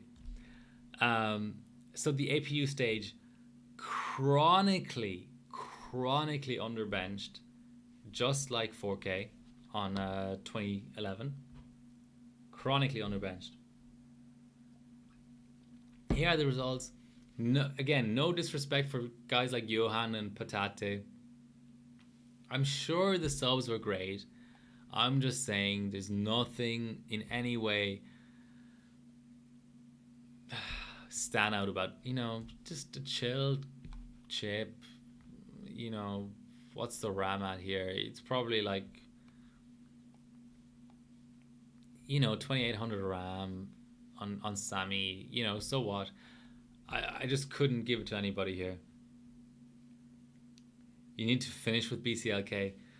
So, ground, I mean, how should I put this? My personal opinion of BCLK is I finished with it before I even started because I think it just wrecks my head. Yeah, look, it's 32 different stages. Clearly, there are going to be stages that are underbenched. I think PyFast, I don't know about GPU Pi.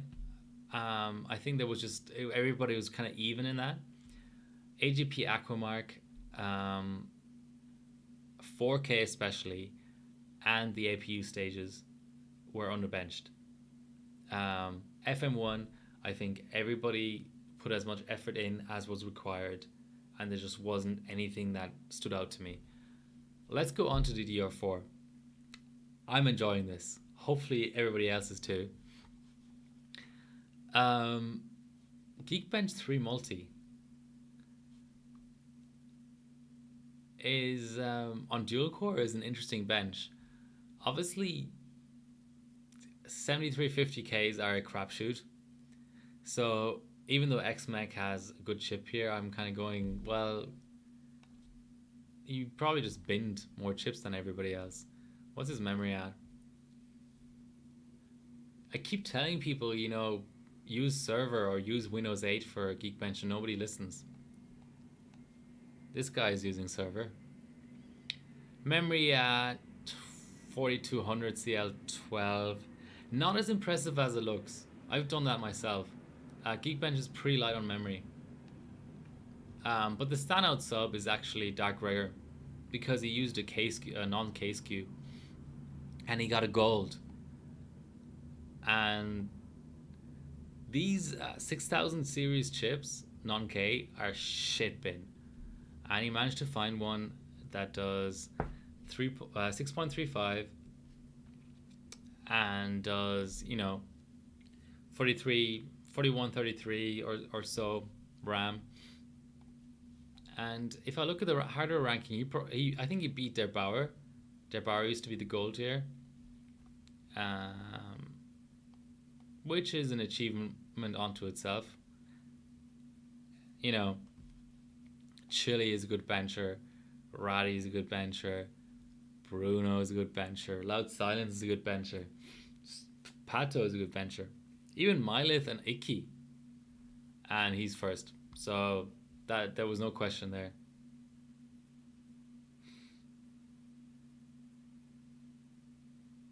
Yeah, yeah, that's a shame, Rave. Yeah, the guys. I mean, now that the comp has been over for months and months and months, basically Jordan and Daryl benched that. Like they really, really went hard at that bench, and they ended up sticking with Windows 7. But I think that Matt Rapper when I don't know. Those guys stuck with Windows 7, but I think that when you don't hyper optimize the bench, if you're just looking for a decent result, Win 8 and server are better on Intel. On AMD, I haven't had the guts to even check it because if it were better, I'd be pissed off by the fact that I can't run it. But yeah. Okay, quad core Y Cruncher. Y Cruncher, one of my favorite irrelevant benches. So these are all the LN2 subs.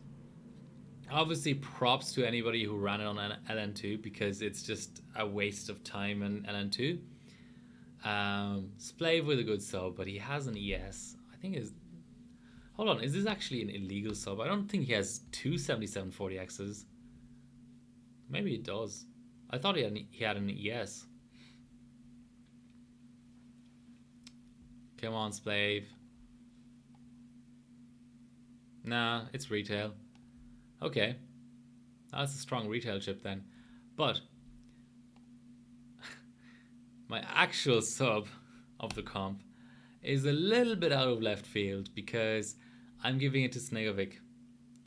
I was looking very hard to give the Ukrainians the respect they deserve in this lineup of notable subs, and they fell just a little bit short in quite a few of the stages. But I have to give it to Snegovic in Y Cruncher because he actually ran a 2400G in Y Cruncher on LN2. Now, the futility of this, the pure just waste of time this was, it's hard to even put into words for me, but I have to respect it.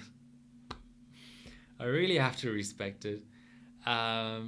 He obviously had trouble clocking this chip, or maybe he ran it at the end of a other bench session where he just didn't have any patience anymore. But here we go. Bear in mind the tub subs in this quad core only stage were below a minute, yet this person got a 2 minute and 16 seconds result. Or IMC, yeah. There's 3D results out on LN2 on this chip at like 3500. Then again, Y Cruncher is terrible. It's really hard on your memory, so I don't know. I really have to run it on LN2. I've deleted my chip now. A+ for effort, exactly. I mean, it's the most futile thing I've seen on HardwareBot in a long time. The 3-pod 3 Mark 99 sub from earlier on gets close, but this is just next level. Also, using the wrong OS, Windows 7 with HPET off is way faster than Windows 10. But okay, I mean, it's this person's LN2. It's his, their time and effort and everything. Let's go on to the next one. So this was the per core Cinebench. And the top result is Matt26 LFC from Team MLG. And it's also my pick because they managed to get Cinebench running over 6.9 gigahertz, which is always, I don't know, maybe it's just a question of bidding enough chips, but fifth on a chip as popular as the 8700K deserves a mention, certainly, because you can't win. Yeah, well, That's true. Thanks for pointing that out. However, that makes the entire endeavor even more futile than it already was, because that person could have I think he has like a Horizon 1400. I've seen him sub a 1400. So what a sane person would do is spin up Windows 7, run the 1400 on ambient versus Windows 10, and then decide whether to run on an LN2. Anyway, I don't want to be too hard on the person, but I just thought it was funny and worth a mention. Let's look at the hardware rankings for this chip. I'm curious. I think it takes more than even just 6.9. My suspicion would be that it's also a really efficient sub. Let's have a look. 54 hardware points at Cinebench is quite something. So we've got a 5th overall. Somehow has eked out 20 megahertz efficiency gap on this Sama guy. So yeah, definitely worth mentioning. Let's go on. So PC Mark 7. PC Mark 7 is also near and dear to my heart. I ended up getting I don't want to call it a world record because it's not a world record. It's PC Mark. But I ended up getting overall global silver, not just per core count, but just overall. And I was only able to get one run in. No comment about this one. I was able to get only one run in, and then my RAM deteriorated. So if people aren't familiar with the Crosshair 7, basically on 2nd gen on LN2, my observations are that you can get RAM up to 3933 or even 4000 dual channel CL12, somewhat benchable, and PC Mark is quite light in that regard. But there's a certain method to it, and your RAM becomes very temperature sensitive, and the method basically entails laddering up the frequency in BIOS, so going up a strap or half a strap, rebooting, another half a strap, rebooting, and if it ever fails to post, you have to start at the beginning. And this was towards the end of the comp, so I didn't feel like I probably should have gone for a second run, considering I ended up with spare LN2 at the end, but I just didn't know. So I worked it out before. I got within like less than 1% or something. Yeah, I got within like 0.8% of Johann's score on my first run. But I didn't get there, and he has the world record, quote unquote. So credit where credit's due. I think my run had a few low sub tests that are a little bit freakish. Like they, in a second run, even at the same frequencies, they could have worked themselves out. Yeah, sleepy crosshair, I know. And my big mistake was I was on a slightly lower memory strap, and I thought I could go up one memory strap and rerun, and it would be a sure thing. Whereas I should have recognized that actually bumping 25 core in OS and keeping the memory where it was and rerunning would have been the way to go. I might take this world record in the future, but obviously outside of the comp, it has less meaning to it. Well done, Johann. Getting a score out for Canada. Anytime anybody runs a 10-minute plus bench on LN2, and it's something that takes a bit of skill, then I immediately have a lot of respect for them. So there we go. Yep. Beating out lots of other people on 2700Xs. So we're getting close to the end here. The Vantage stage is probably a stage I've paid less attention to than almost any other stage in the comp. Um, it's GPU score only, so I can't even do a custom query in the database for it. I can only look at the stage rankings. And what I've decided to go with is Metal Racer's 1080 Ti. So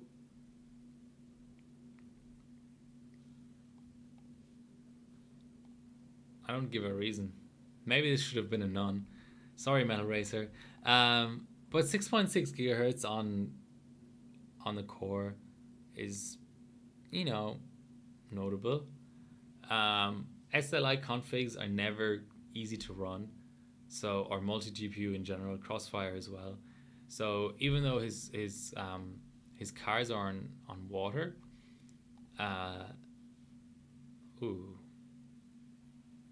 that rig pick is invalid because there's only one car there. Hold on, am I missing something? No, this is not the dual. Yeah, this is not the dual stage. Okay, all's good. Sorry for wrongfully accusing this person. Yeah, so car on water, CPU on LN2. It's a stage that doesn't get ranked because it's GPU score only.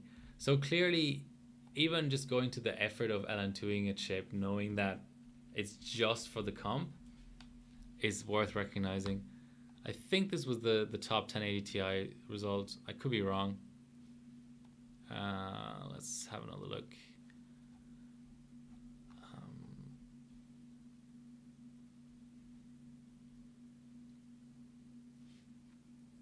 Very likely. I wouldn't have picked it otherwise. Anyway, so the dual GPU stage, I don't know. It's just people it's like a bigger dig competition. Sorry for my language, but it's just like whoever has two cards of a really fast GPU threw it into a rig and benched it. So I wasn't able to really find anything outstanding in there. iGPU Firestrike. I didn't sub for this. I wanted to sub for this. There's now Night Raid in Country Cup, so I will finally work out my 2400G. But I didn't find anything stand out. Again, it was just whoever had Vega M, basically. Everyone else just sort of, put in a sub. So here's our very, very biased pick of, and I left it until the very end, and not really intentionally or anything. But I have to say, all things considered, we had the Dutch putting in 3 LN2 subs. We had Warper getting close to 400k, but not getting there. Let's have a look at Warper's sub. I am curious. 5.6 on the core is weak, single core, but he may just have a bad chip. That's, nothing against him. Ooh, 2600X. Well, shouldn't matter. I can tell you where this down core to 3 cores is weird as fuck. This chip must be a really bad bin. 3800 RAM. For second gen, especially on a Crosshair 7, you've got to try harder. Obviously it's hard to make, distinguish, but I believe that Aquamark on AM4 scales with Encore, which is tied to RAM, so you just want to push it as hard as you can. Something like 39, 33 CL14 will do better than 38 CL12.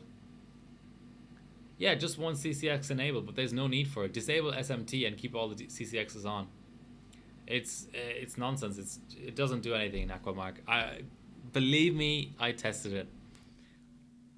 This was a stage that was near and dear to my heart, which made it sad that we got second, but it was just our third sub was not sub ambient, so it was hard to beat the Dutch. So 3800 CL12. This sub I knocked out on about, I say Yeah, would have been a good rerun. But the thing is, I worked it out. Even a really strong rerun, it's just the way averages work, right? I mean, um, no, Rave is third. Like Rave has a third sub, and for an ambient sub, it is great. Don't get me wrong. It's just that, like just click the button and save the result. Third sub would have been better than ambient. It's all Rave's fault. Fair enough. So I say less than 5 liters of LN2, but it was like I have 1.5 liter thermoses. It was something like 2.5 thermoses, so more in the region of 4 liters of LN2, and I just turn on the system and got the sub out. It's more the situation rather than the result. Who said Ryzen couldn't clock RAM? I've run benches at 4,000. The results weren't relevant in any way because there were other things going on. But yeah, it's the IMC on second gen Ryzen isn't that far behind Intel, especially when you consider that really good sticks will do CL11, which I haven't seen on Intel. CL11 above 3800 is sort of just a Ryzen only thing. So this chip is a good chip. It does. It did actually pass 5.8 runs, but they were slower, and it only sporadically did them. I didn't have time to set core affinity, but basically all 8 cores do 5.75 at 1.6 V core. This chip is pretty sick for single core stuff. So I did 3933 CL12. Just the way that you dial in the memory, obviously, something like 12, 11, 11, or even 12, 11, 10 is not outside of the realm of possibility, but just when you're running out of LN2, it's not really an option. Yeah, I mean, it says 1.7. I thought I ran it at 1.6. I could be wrong, but 1.7, 1.6 is the same thing, really, on Ryzen second gen at least. Yeah, so that's it. That is it for the rundown of all 32 stages. Gave you a good chase on the RX 480, yeah. At this point,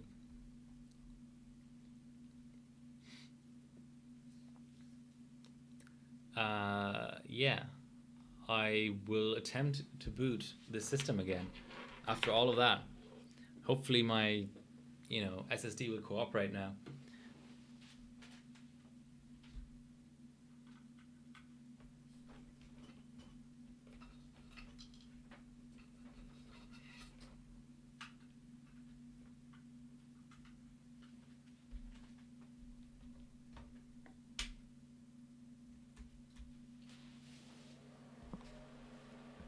Hopefully somebody enjoyed that. It was fun to put together, to have another review of all the subs.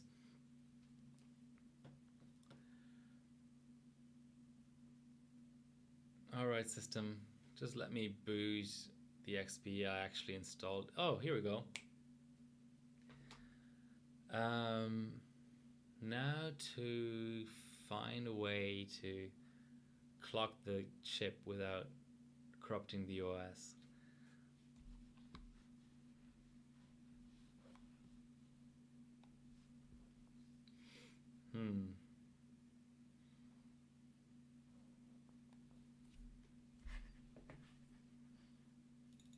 It is funny that I double check on CPU World, but I thought this chip defaulted to 12.5 mult. Oh, we're at 13 now. That's funny.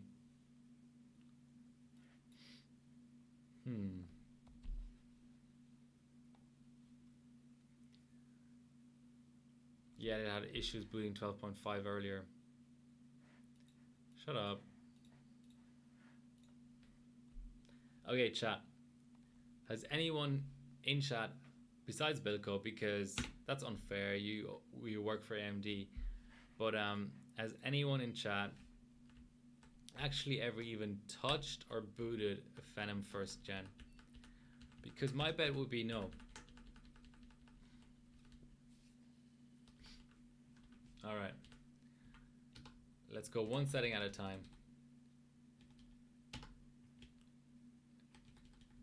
It was just set to 13. Let's try a lower mult. Let's just see if this function of setting the mult in BIOS actually even works, because it may not, depending on how picky the OS and this old BIOS revision is. Meanwhile, the internet has at least stabilized a little bit. It's always good. The later it gets, people in Australia, that's a firm no. Yeah, it's, look, if somebody can even just give a historic perspective of what happened around Phenom 1, because I mean, not that I was, basically my story is that I was a gamer as a teenager, and then there was a big gap, and now I'm an overclocker, and I built some systems in between, but few and far between. You have your 9750. That's good for you. I just don't even know what Intel platforming competed against. You know, it's to the point now where I know the chips exist. I know what motherboards I can put them in. I know what points I can get with them, but it's almost like they exist in a vacuum, because nobody benches them, nobody games on them, nobody remembers them being a thing even in a certain sense. So it's funny.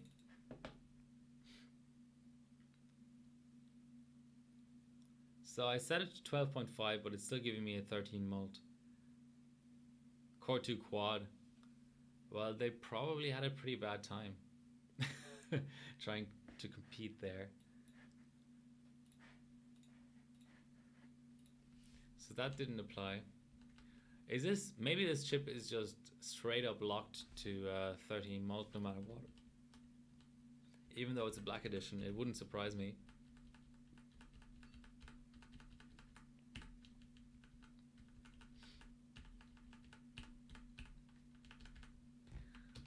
Let's try one more thing. Let's try raising the mult. Maybe it allows raising but not lowering.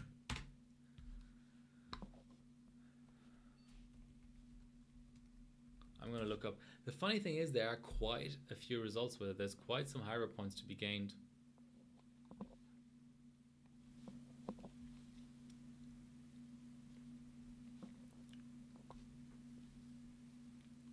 I mean, 31 points for SuperPi 1M is substantial.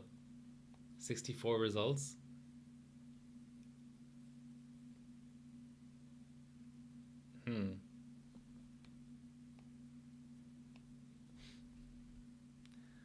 Overdrive works. I'm glad I looked at this sub. Maybe overdrive is the way to go with stuff here. Okay, that shouldn't be too hard to move across.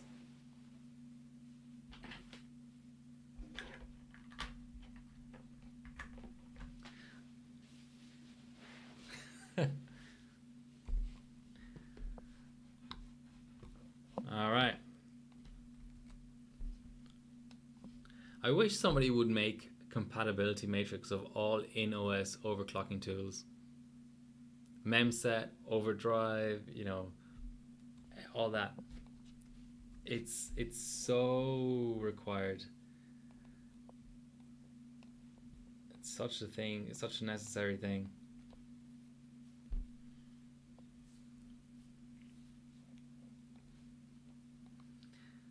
Let's hope this will install on my crappy XP.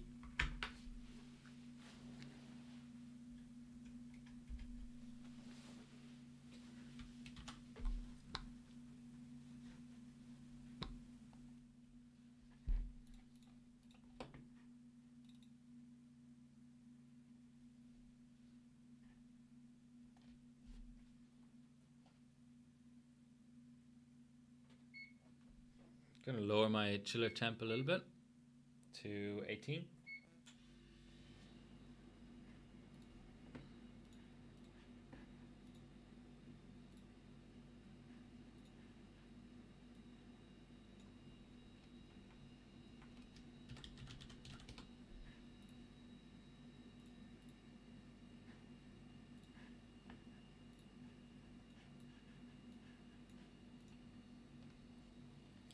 So last week it was quite humid in Sydney, and it was pretty crazy because I was seeing a huge amount of condensation at 14 Celsius. So the dew point was that high, which is utterly insane to think about, really. Please work.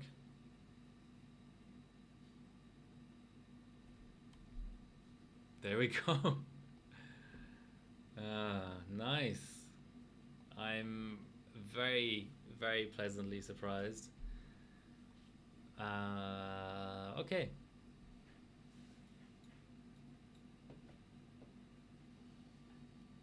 How does this goddamn thing work? Let's go into advanced mode.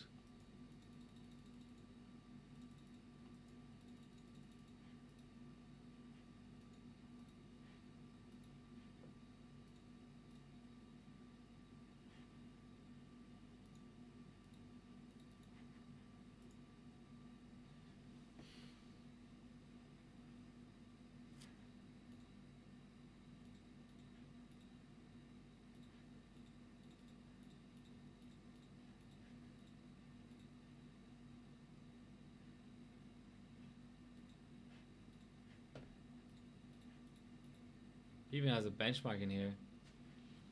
So I'm in performance control.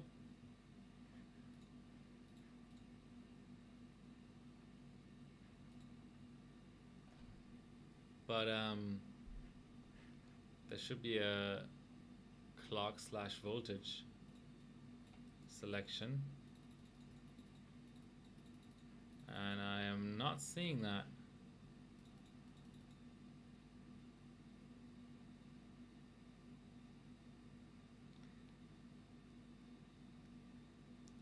The weather sucks and beach is the answer. Well,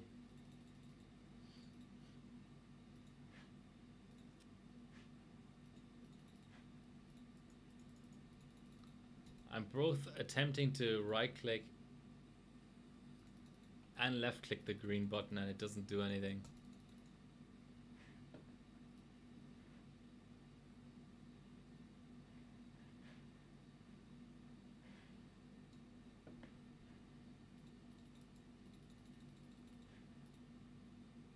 Okay, I need to change to advanced mode. Here we go. I think this is it. Yes. Come on, clock voltage.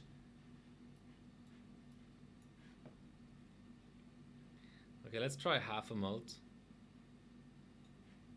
Just to see how it reacts. Yay. Okay. So.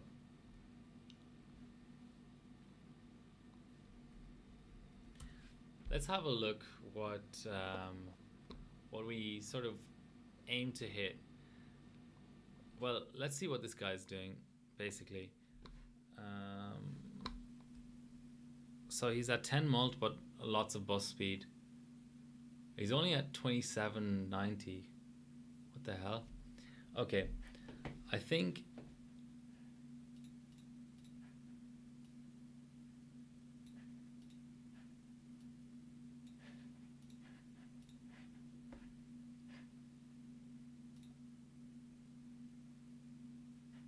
So I'm already beating the guy in first for SuperPi 1M in terms of raw clock, which is strange, but I think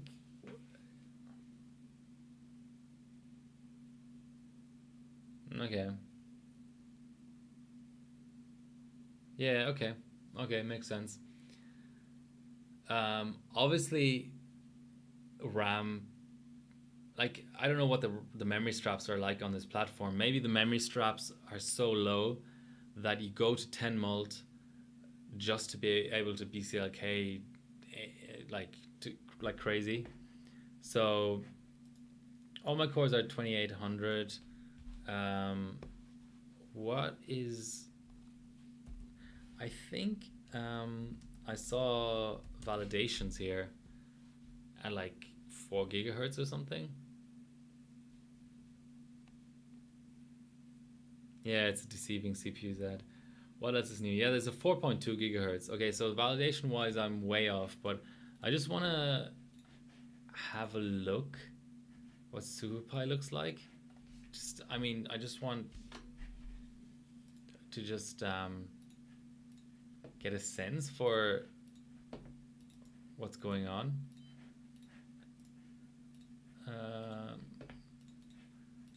Let's go Core 3. Why not?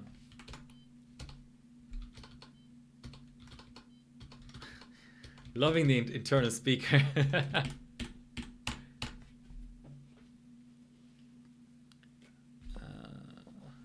Well, it's running. Obviously slow, but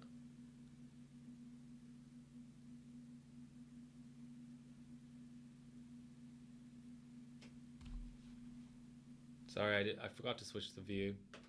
There we go. It is running.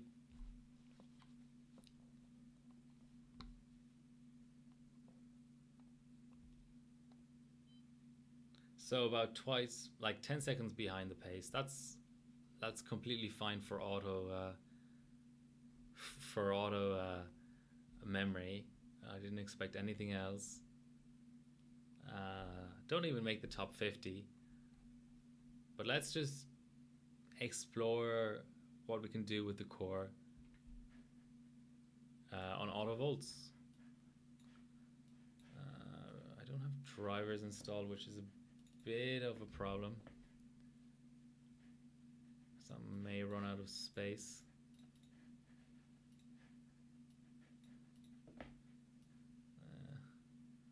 We have a mod in the chat anyway, so this is fine, isn't it?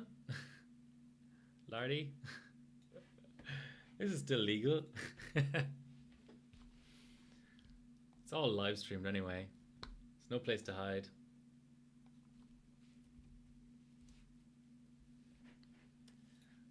Let's just... Ooh, it's not a valid application. Okay, let's... Okay. Let's do it old school then.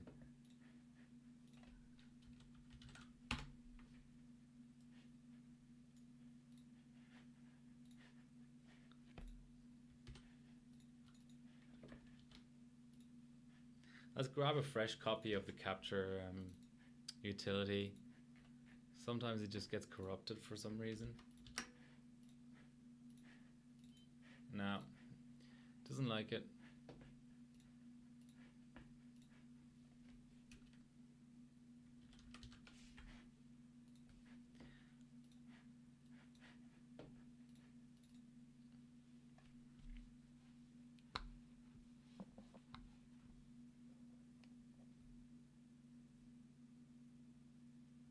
Nah, no, no Phenom first gen for CZ. Don't worry. Right.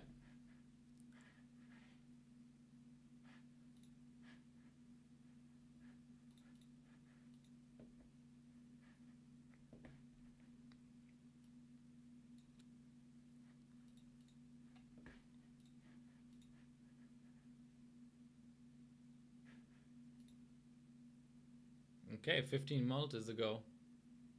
Why not? Because it's too slow. Sorry to break it to you, but it's too slow. You wouldn't believe it, but it actually is too slow. So last run was 29 seconds. Let's just get a feel for things here. While that's running, I'm gonna get another beer. Be right back.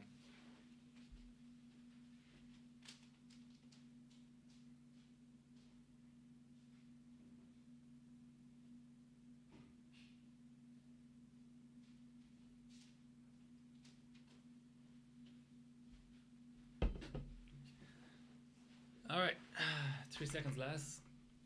Only another 7 seconds to go until we're first for this chip. I'm once again drinking batch brewing, but this time it's called Trippy Hippies Voodoo Gold.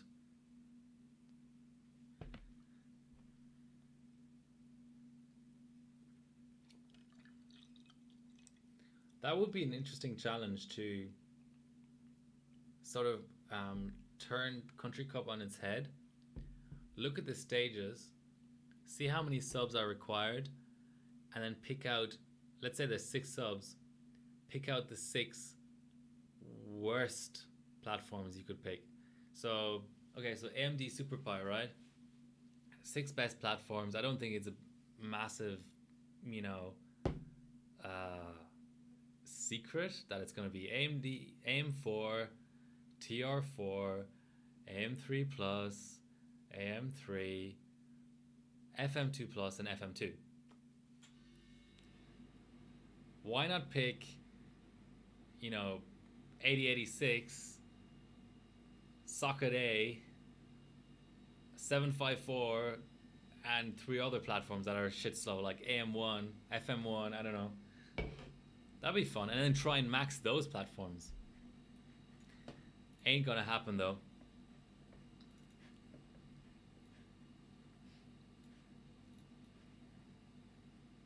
Oh god, 33, like 333 memory. Yeah, FM1 is pretty quick. It is not that far away from being in contention for Country Cup. I was being a bit facetious. I've got to up my RAM. This RAM is, you know, like a crime against humanity, to be honest.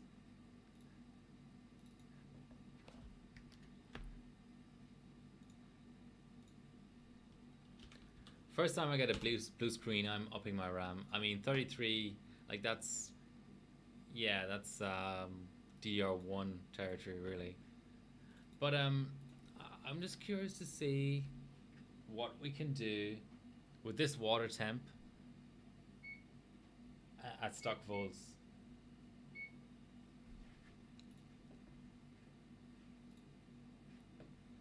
So 15 mult was fine. Let's be a bit cheeky and try 16 mult.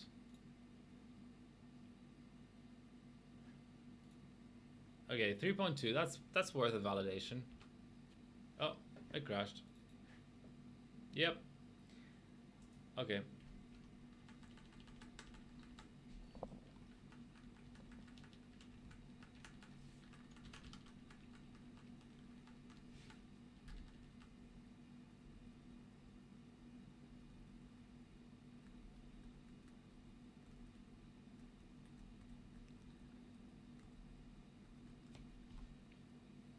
Okay, let's have a look.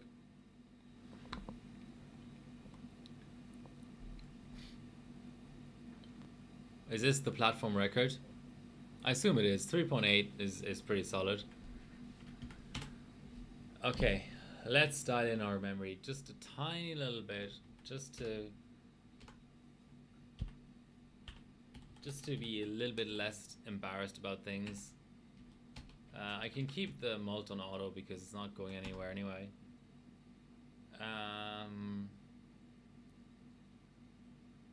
God, where's the memory strap even?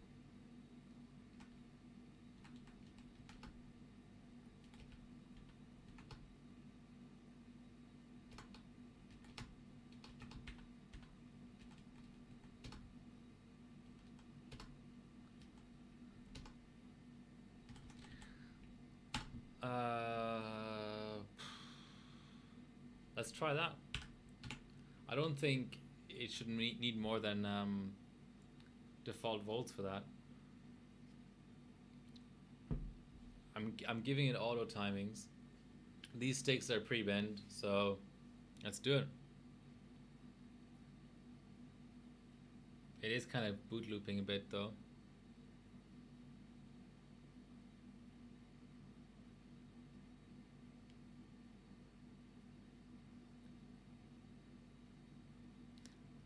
I don't know what auto volt means on this platform.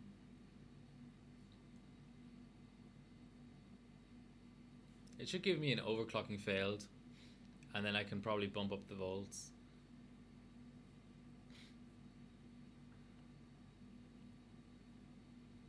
Single stage, yeah. I mean, like I said, chiller gets you close, especially chiller with by board bases.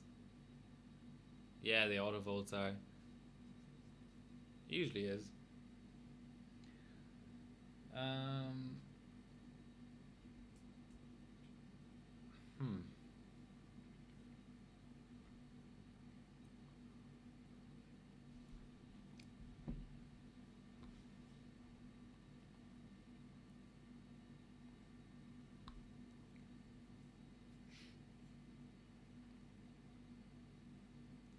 Should have attached a button to clear CMOS.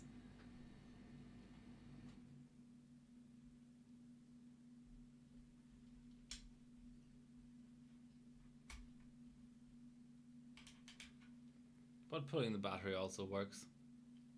I had to bin through the battery, so I put LP on here for Lanparty, because this is the only battery this board liked out of the ones that I tested.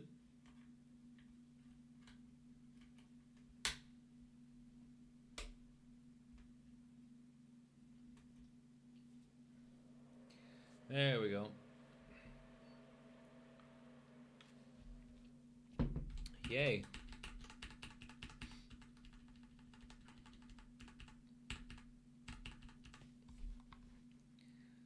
What also appears to be relatively important is the unganged mode. I haven't seen any DDR2 solid DDR2 subs that weren't unganged. So my assumption is they should, like, that should be what you set. So that is what I'm going to set.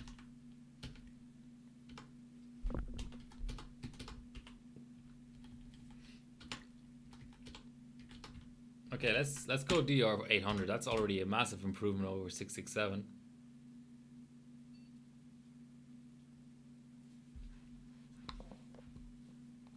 All right.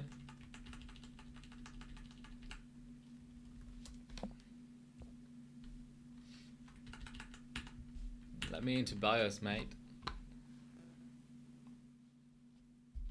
So this is DDR 800. Ugh. Shush.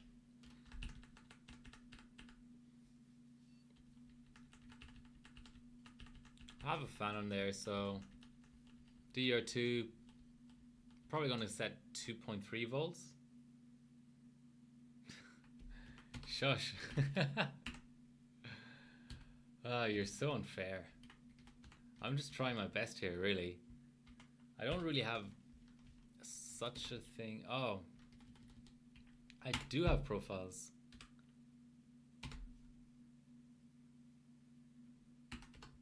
Description 800. Fancy shit. What I really want is voltage.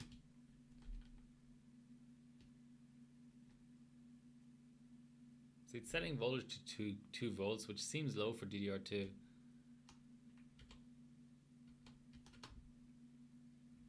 Yes, 1.95. That's too low. Let's go 2.2. Make sure it posts, and then try 1066 again.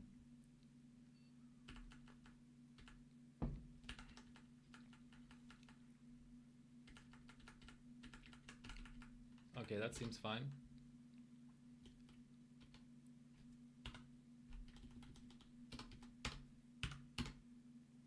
I mean, a top strap of 1066 isn't so bad, all things considered. This dude was running like, oh, here we go. This is 1066. Nice. Okay, I'm happy with running quite a number of runs at these settings. I know it's auto timings, but 1066 is pretty alright. for the purpose of testing through a few different things.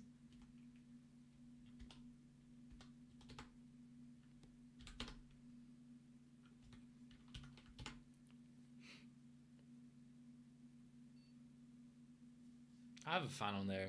If my Samsung DDR3 can do 2.2 volts, then these chips can as well. I'll look up my last run and rerun with the new RAM just to get a notion of what's going on there.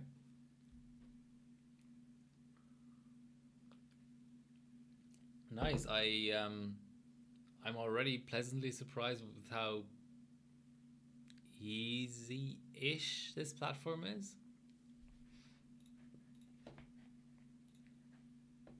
I should disable the damn LAN controller.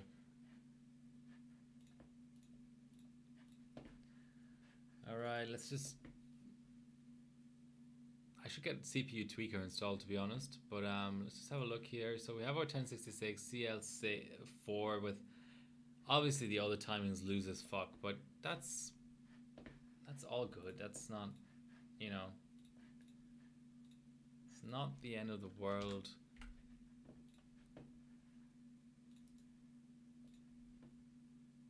I thought there'd be another result here, but maybe not.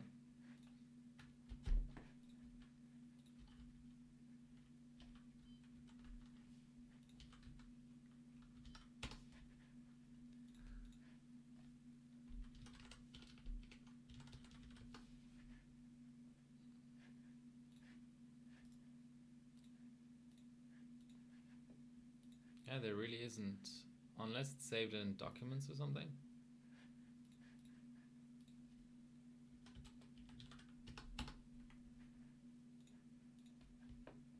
Oh, my pictures.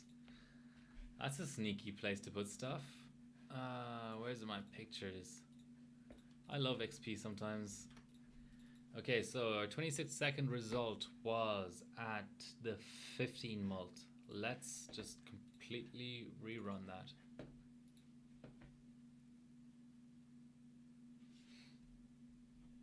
Did you see any scaling above 2 volts?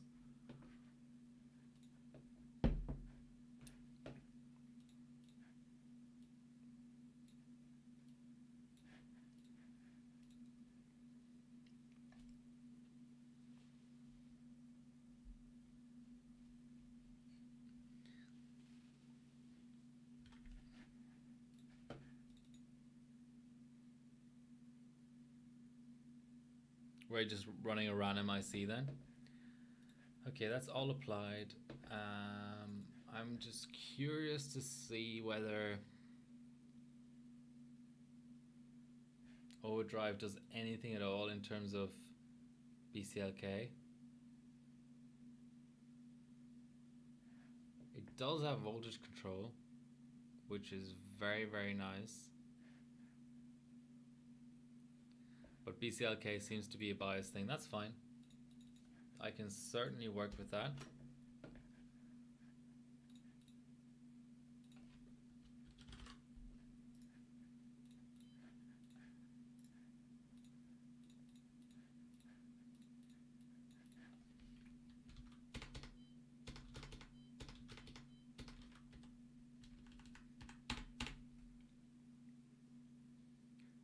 A 375 first loop.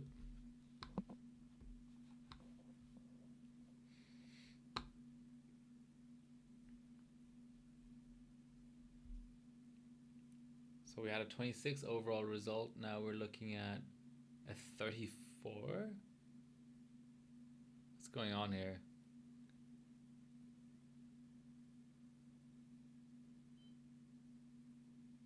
So slower.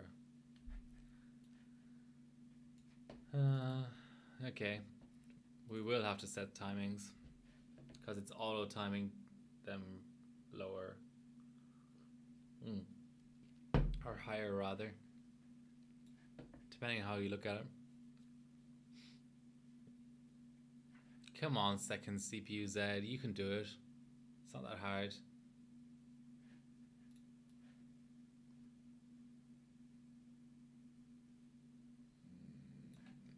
do want the 2T in there.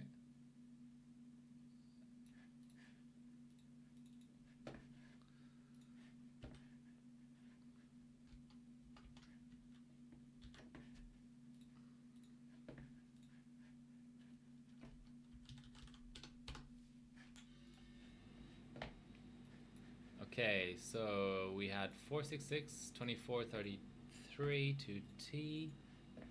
And here we had 455, 15, 21.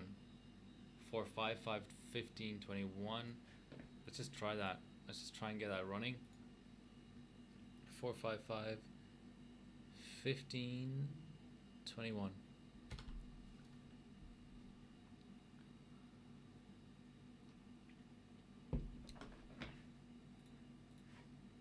So it seems that, you know, unsurprisingly, SuperPi is sensitive to timings. 455, 15, 21. Yeah, it's auto everything ground. Don't worry, I don't know anything about DDR or DDR2. So anything I do or say now, you're completely allowed to laugh at, because I really don't know better. Okay, let's drop these middle 2 to 5 first, just to get a sense of how close to the edge we are. Yeah, they can probably do 444. That's not the point. I'm just feeling out what I can do on this platform, because this platform cannot max these sticks is what I'm thinking is the case. Disable LAN.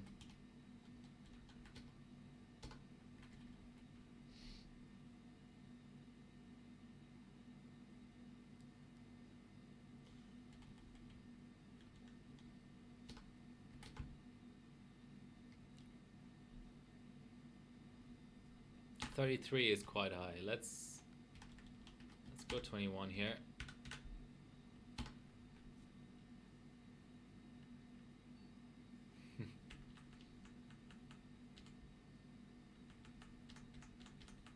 Gonna save the profile because it's already quite a big improvement on what I had.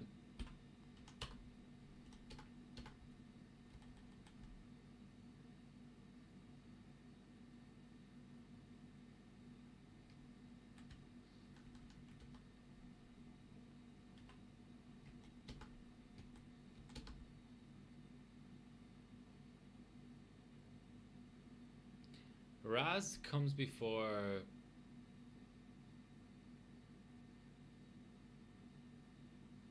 TRC comes last, so this should be 15. But it isn't.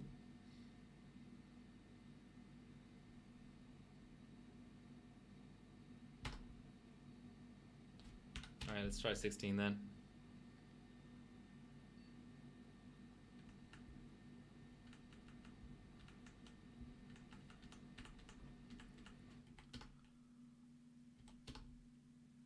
Okay, so this should be a somewhat reasonable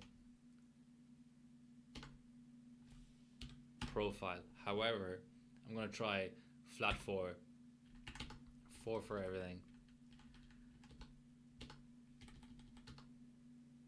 Oh,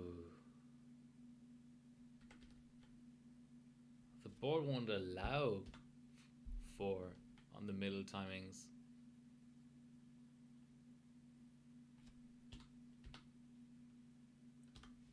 Okay, let's just run with that. I haven't even run this chip on ambient, so there's plenty of stuff to still figure out besides the RAM.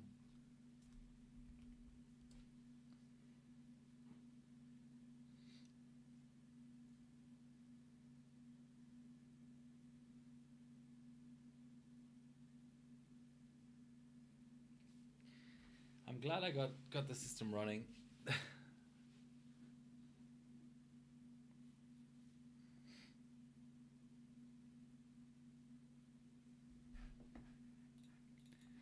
So we were, just to recap, we were at 455, 1521 to T. And now we are at 455, 1621 to T, which is a little bit weird because the board auto-trained RAS to 15, yet it won't allow me to set below 16. Kind of fucked up, I have to say. DFI coming through with the weirdness. But that's all right. That's, you know, that's just DFI being DFI. Okay, so we were at 15 mult.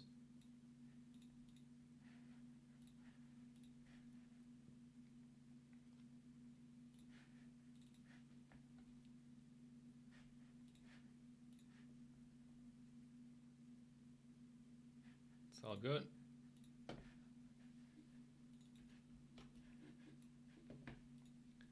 You know what? Let's just set that as the background just to make it a little bit more exciting. I know Super Pie is already extremely exciting. Everybody's already jizzing their pants. But let's make it a little bit more exciting by setting the background. Dr. Wheeze gave me this idea. I probably would have never, let's be fair, I probably would have never come up with this idea on my own.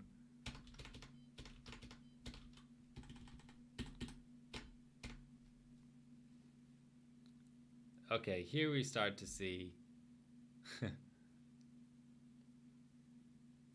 is what a good random number generator? The DFI board? Possibly.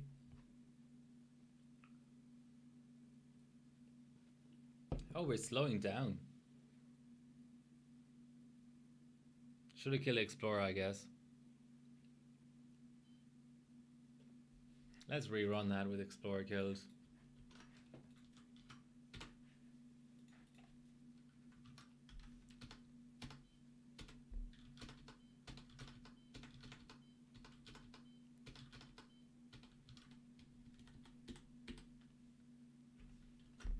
Oh, that's just the background.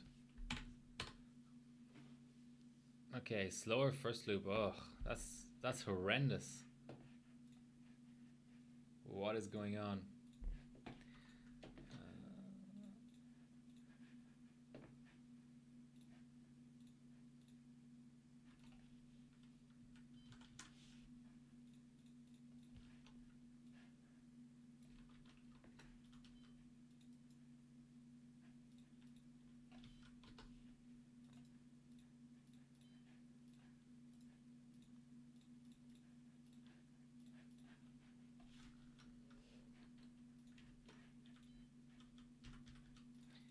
Okay, Explorer is killed.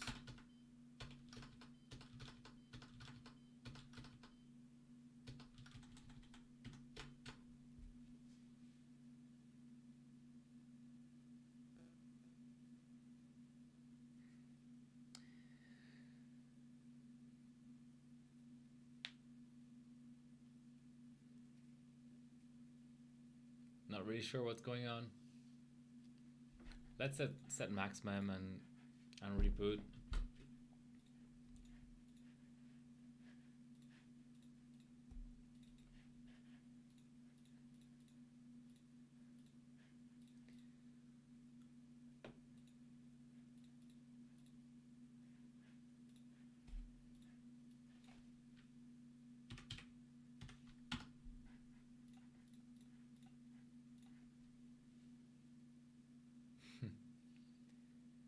Yeah, looks like the tertiaries and secondaries are making a big difference here. To have primary, like, I'm approaching twice the megahertz for RAM at the same primaries, and it's running significantly slower. That's quite something. I'll have to have a look at Northbridge frequency just in case that plays out of, you know, that affects it as well. When I'm new to a platform, I try to avoid fucking around with tertiaries too much.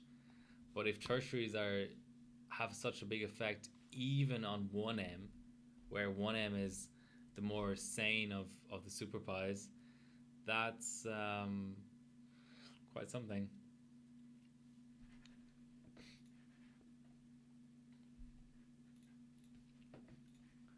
Okay, let's try that again.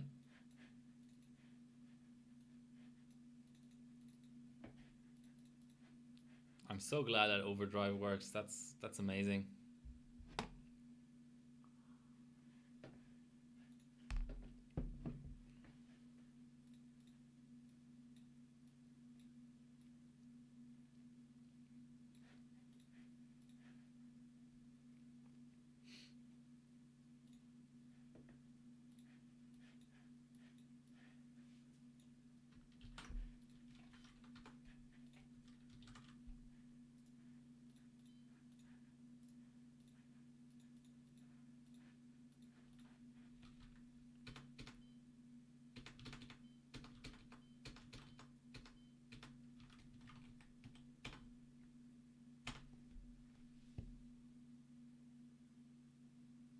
I don't know why it's so slow. Easy solution.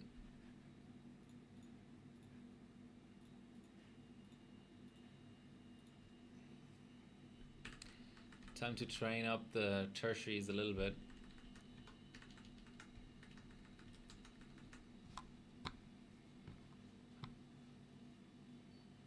So what's everyone else working on these days? Are you already hard at work making some sandbags for Country Cup?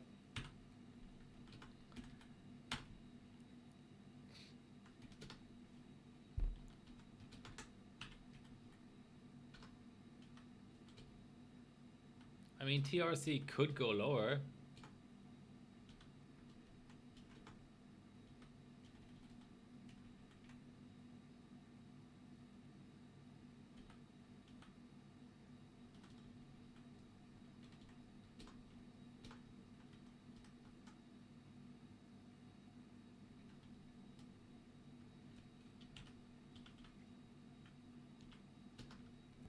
There's just so little in terms of timings to dig into. It's just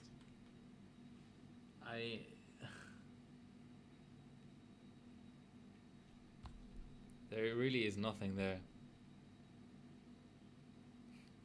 You're gonna run 32M tomorrow? Alright. Have at it. Okay, 11. I don't know if this is gonna post. I'm just gonna 3 more X58 boards.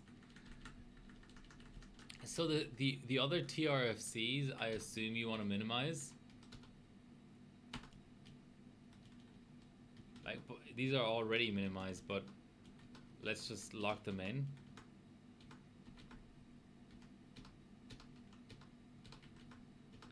I mean, the only thing I can try is CAS 3, which is a bit insane.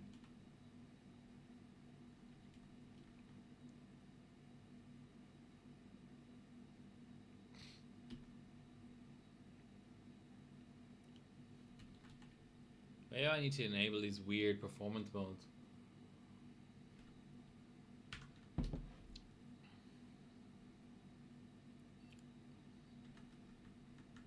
When are you gonna stop binning X58, you know, and come to the light side and do a bit of AMD?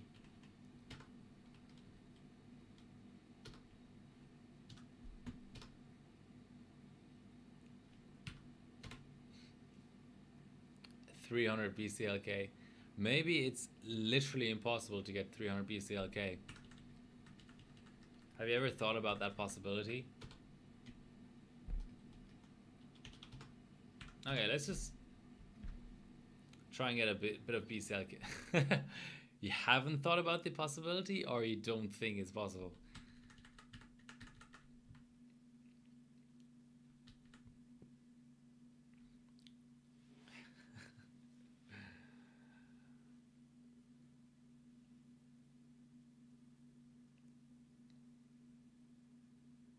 Fair enough. I like people with ambition, So, okay. So we're at 202 BCLK. So 1% above what I was running before.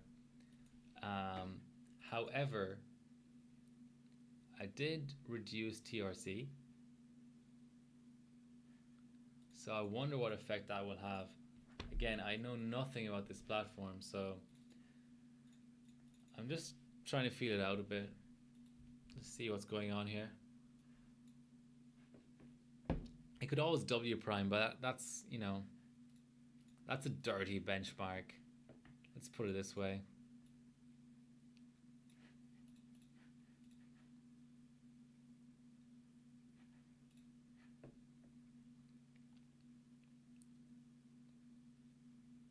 $160 megahertz PCIe. No offense, but that sounds unhealthy, to say the least. I mean, you can do with your boards whatever you want to, but that sounds a bit dodgy.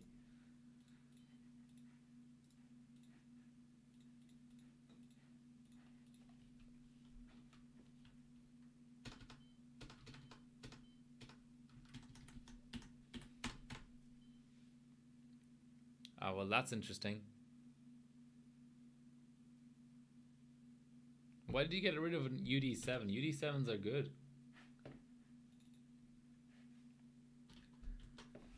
So that's a not exacting round. Let's just go money. Everything's money these days. Let's just loosen. Let's not do anything else. Let's not reduce BCLK or anything. Let's just loosen that one timing ever so slightly and see where we get our not exacting round. Hopefully it's not core, because that would suck, because then I'll look like an ass. So it was 11. I mean, even 12 could make the difference, to be honest. Yeah, Germans love their budgets.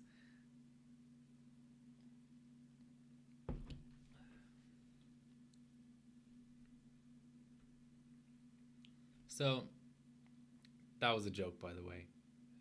Don't worry, budgeting is great. Seeing the SuperPi 32M screenshot with CPU tweaker in the picture, I wonder whether there is actually more control over tertiaries in OS than in BIOS, which is a little bit weird by modern standards, but certainly a possibility. Certainly. I wish I'd get rid of this weird warning. I really don't need it. I've killed enough stuff to know the dangers of overclocking.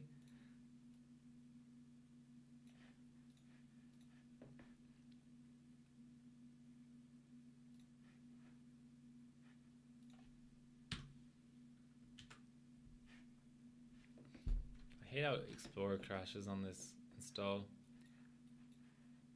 Oh, everything crashes. Oh.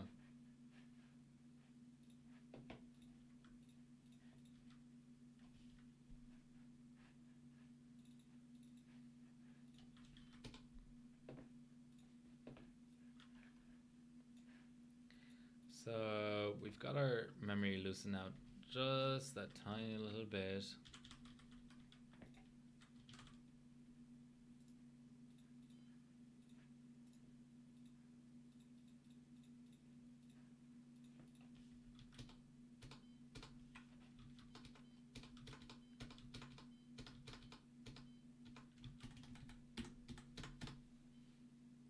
Okay.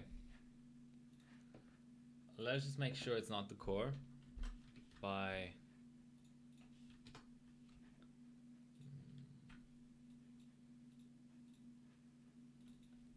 reducing it.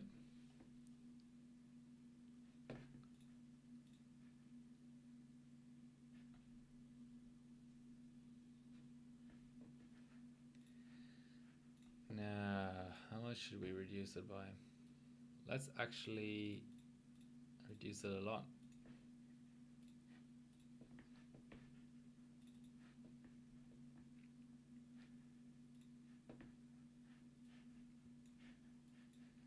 All right, 700 megahertz less.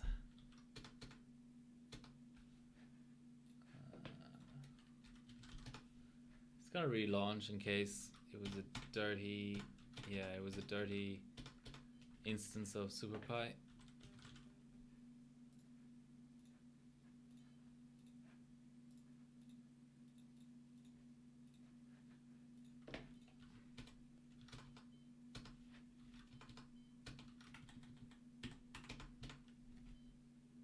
Okay, it's still RAM related. So let's, next I'm going to go to 14.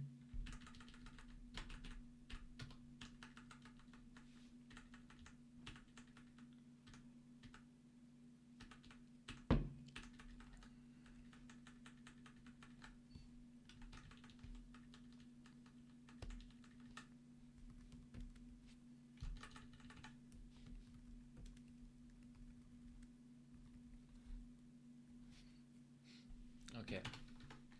I knew that was unreasonable, but I just wanted to give it a chance. Who knows? Hyper certainly tighten up an insane amount. Maybe DDR2 is similar.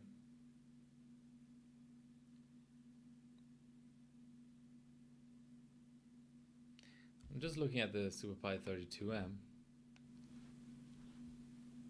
And the RAS is 5.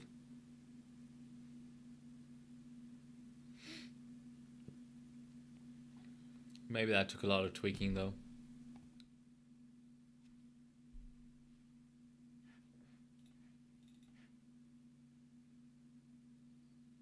So here we are at 14, at 16. 32M, the RAS, the RC is at 11. I can't even set 11. Anyway, let us just get a run out.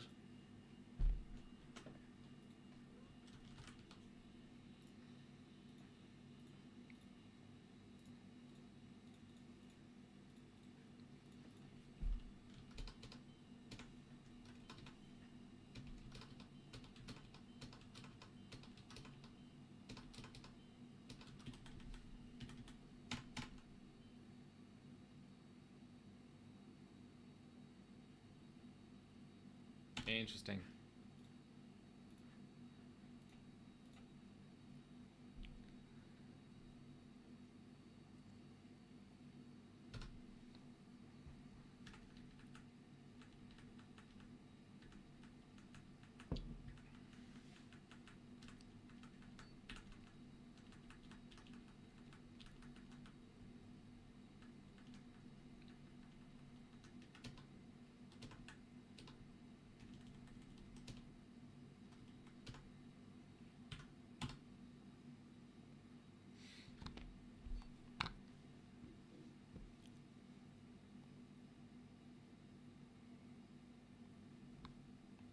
It's funny to even see not exacts, to be honest. I would have thought that, I mean, I'm naive about these things, but I would have thought that it would fail to post rather than get a not exact. But little did I know.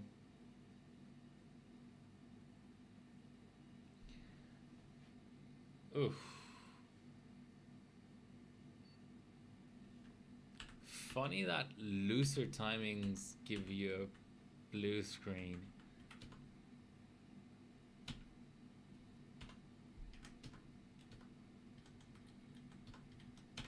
Okay, let's keep loosening.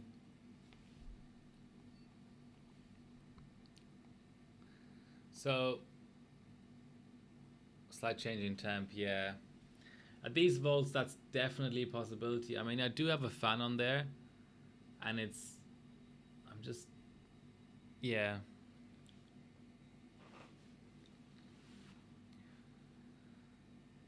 Look, I just want to get my single stage back up and running, because, or even Well, the thing about single stage is I can single stage the CPU and then chiller the RAM.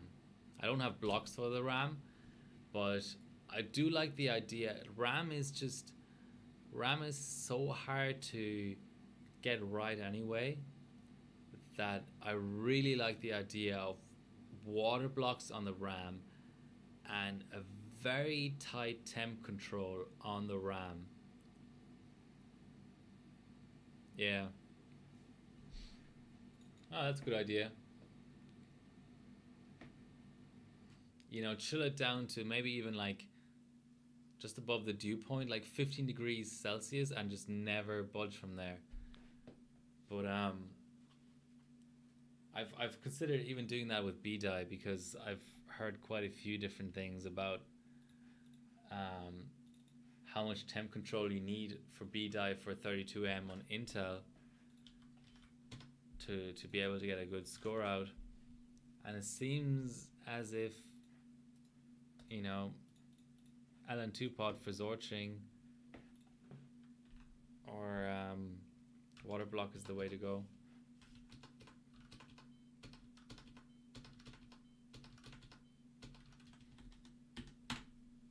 Okay, here's your pause.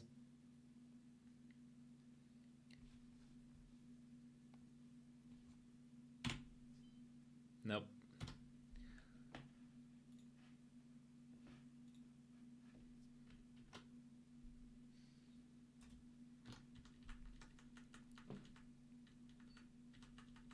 Oh, nice. Yeah, as I say, it becomes very, very interesting once I have another good cooling method for the CPU. At the moment, I suppose I could add it into the loop.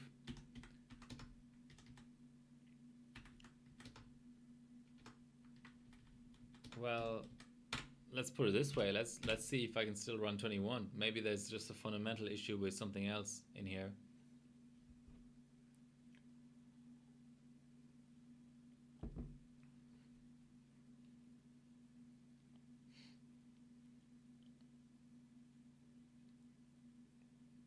Maybe it's literally just the BCLK. Those two, like that 1% higher BCLK has made everything unstable in terms of RAM. Even for 1M, which I just find hard to believe, but I've seen stranger things, so...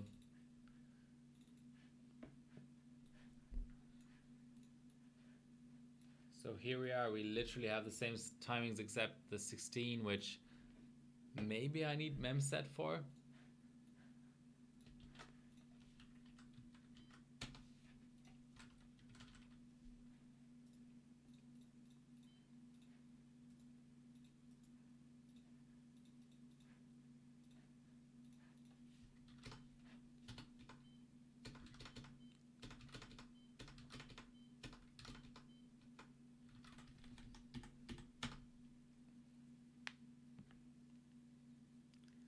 Just curious, what made you get RAM pots? I mean, for a long time they were sort of the definition of something that people just put on their rig to look good.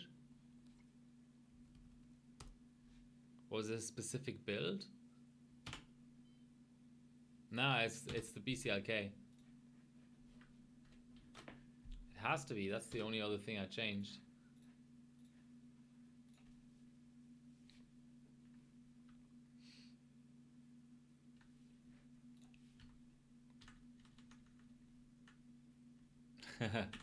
Okay, that's also a good reason.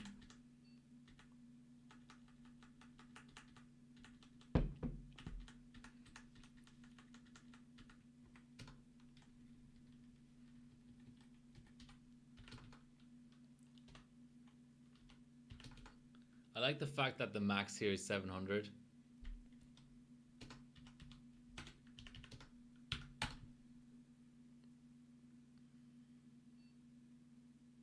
I wouldn't say no to that bundle, to be honest.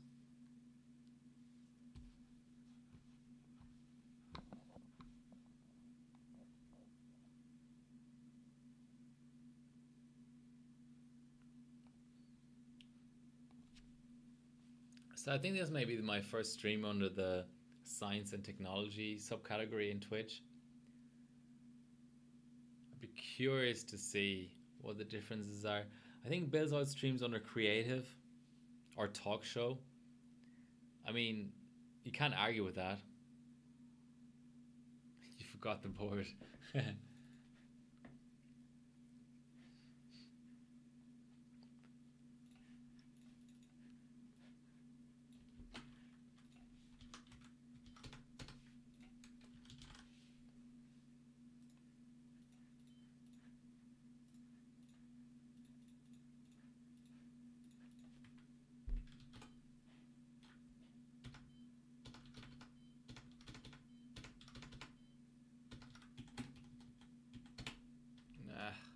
Wrong. So wrong. Ugh.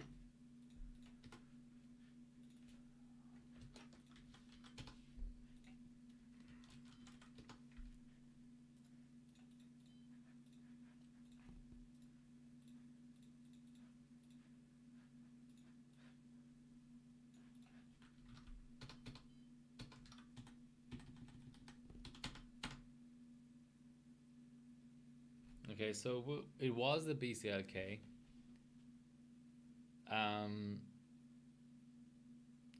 So the way to go would be tighter rather than higher megahertz, which is fine because, you know, 1066 isn't terrible.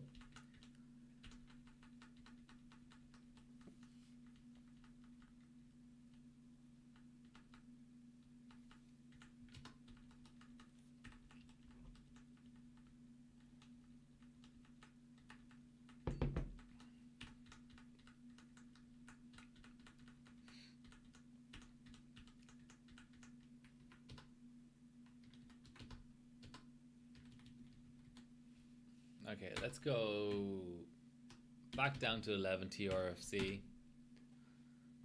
That SuperPi 32M run is at that setting, so it's all good.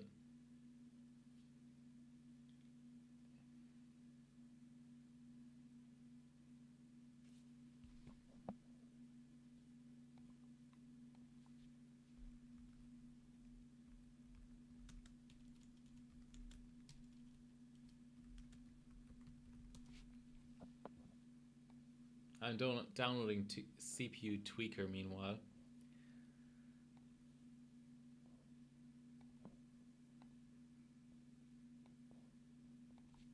All right.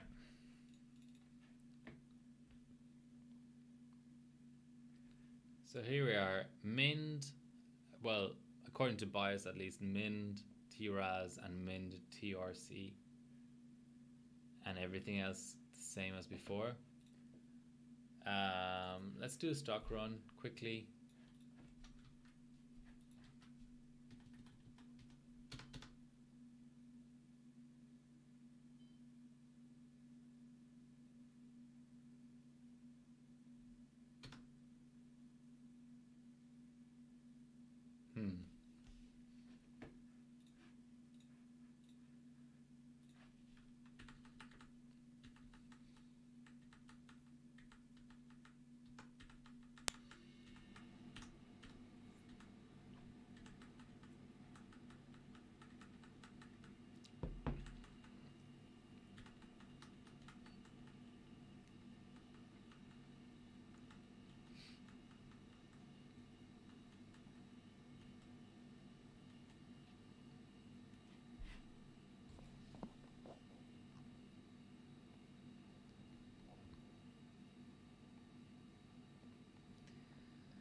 Just going back to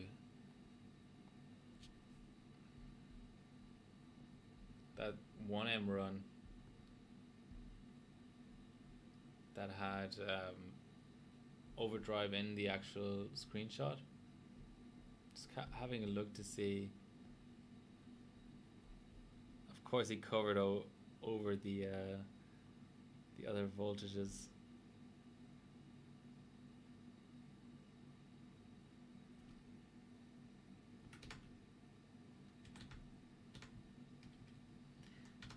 But he was at 15, so let's give 15 a go. Meanwhile, I'm going to get CPU tweaker installed as well.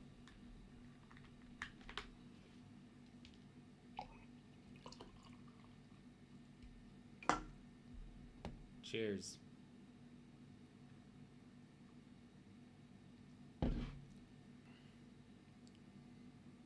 Very funny how this platform works, how you can't even set RAS below, 11 or whatever it is, and their results up with 5. 5 is quite different to 11. Just extracting my CPU tweaker out here. Let's see if it works. It is safe to remove the hardware. Let's do it. No, I don't have a floppy drive. Okay, it's just a copy across kind of thing. I'm fine with that.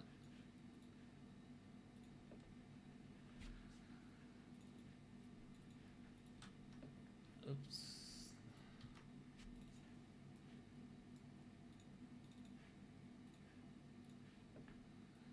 Please read this carefully. No, I won't. Okay. Let's have a look here. What options we have.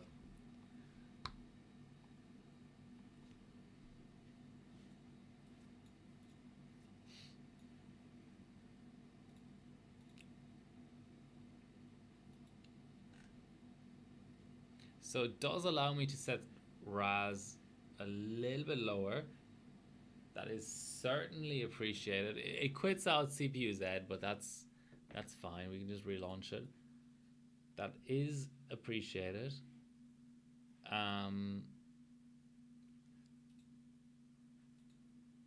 It lets me view the other times. Now let's see if it lets me apply. It does let me apply. Okay. Okay, I can work with this. This is I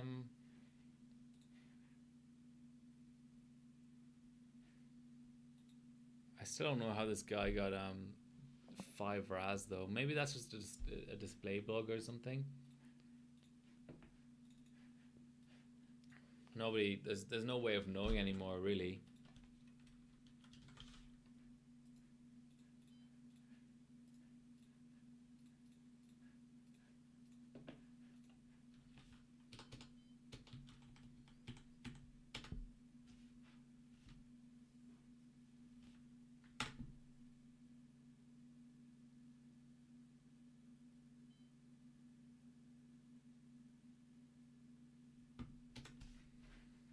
Okay, I've got to go back to what worked. So I've got to go back to 21.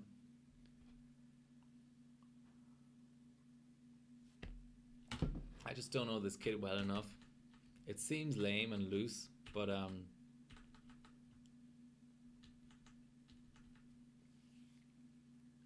be honest, if I could just get the same timings going on the 800 strap, that might even be something. Just want to get a result out. It's sort of ridiculous.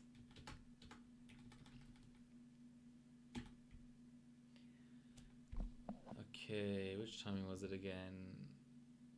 It was TRC.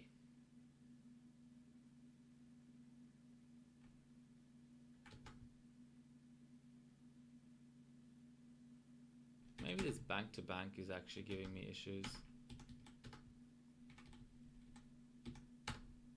Let's loosen that out a bit.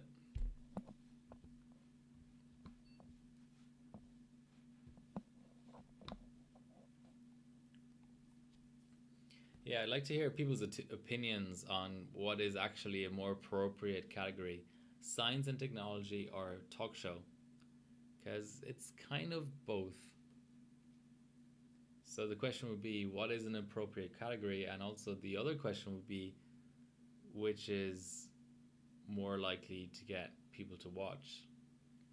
Because I don't really know what else is in science and technology, to be honest. Okay, so here we are, a carbon copy really of what we had before, except for the 1:15 timing, which I can set in CPU tweaker. That's fine.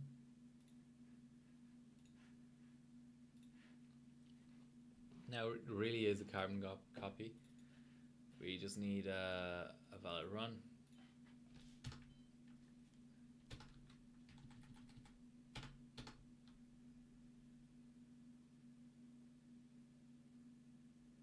Okay, let's clock up.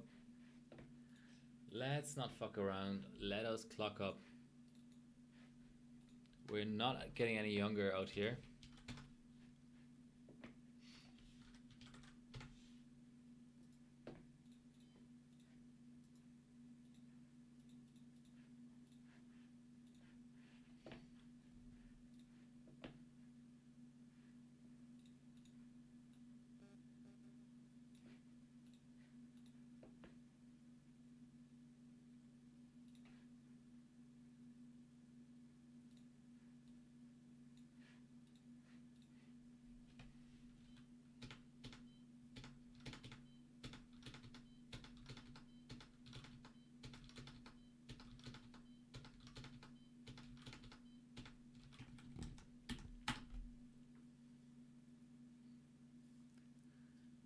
Is it going to be faster?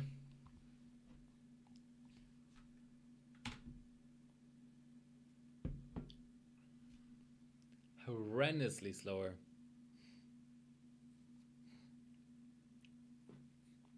I'll let it complete as a comparison. I mean, not convergent.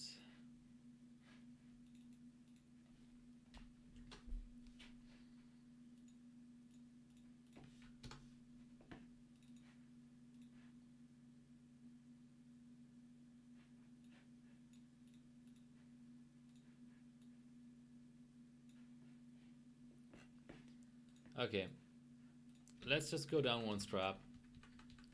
Maybe there are tertiaries that are just insanely influential here. I'd rather go to 800 and then BCLK up a little bit than forever be attempting to get this strap working. I basically just want one result that's faster than the last one.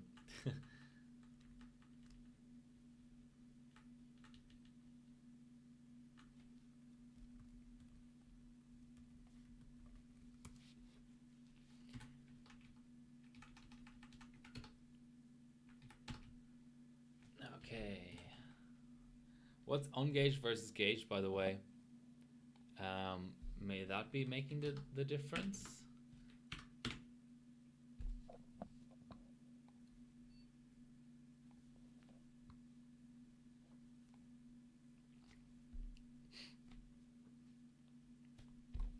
Of course, late at night, I don't have internet issues anymore.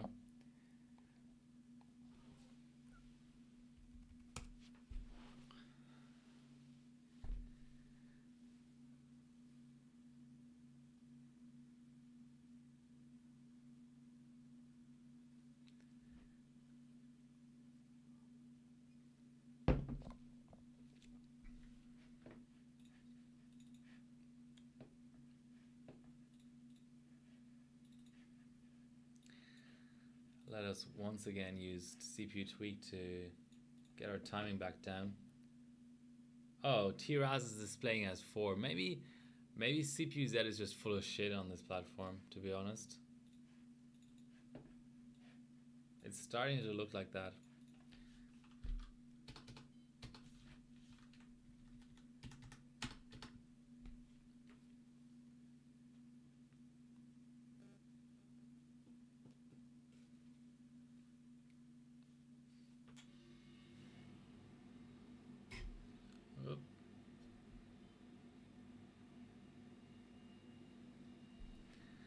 Not convergent.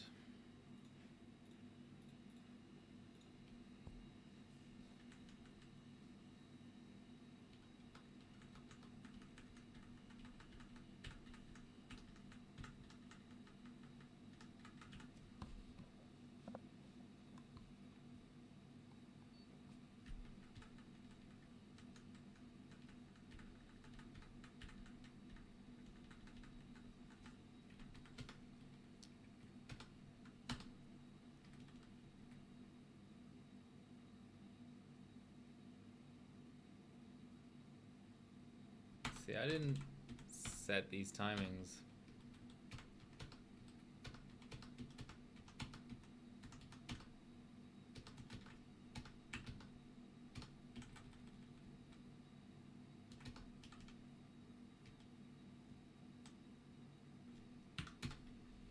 That's way too tight.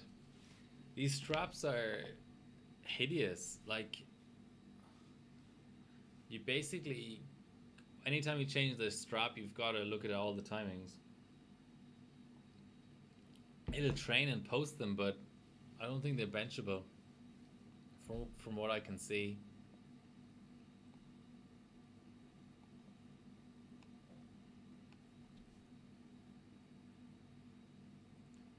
I wonder if ASRock Timing Checker works on this platform. That'd be kind of fun.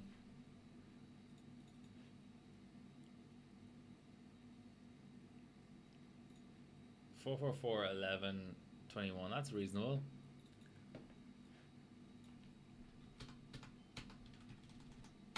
Nah, not 512. Ugh. Who even runs 512?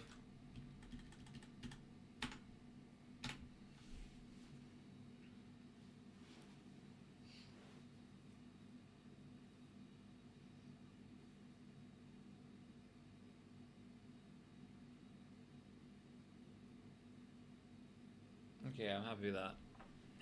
That's enough loops.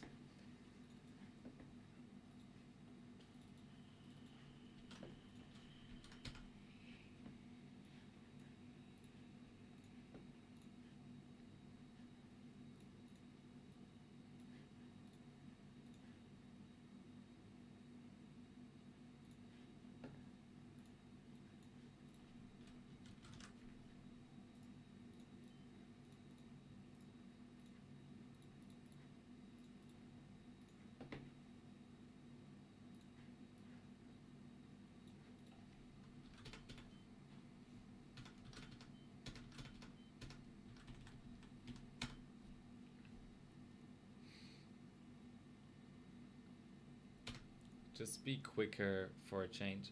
Wow.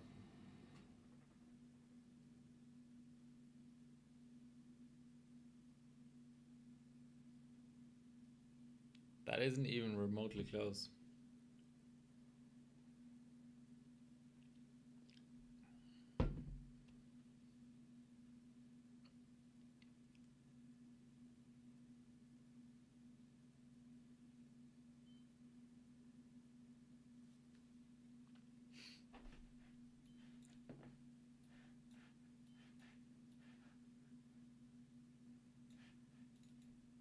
Yeah.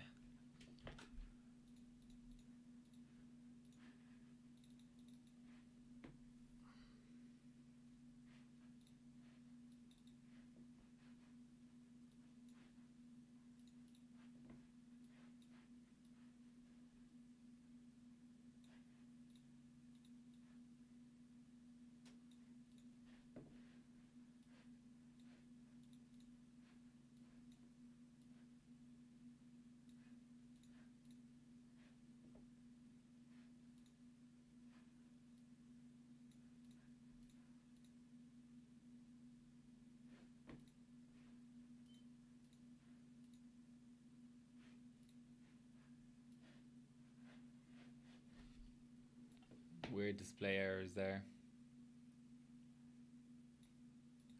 Is it something like the fall? Like, would it be that simple?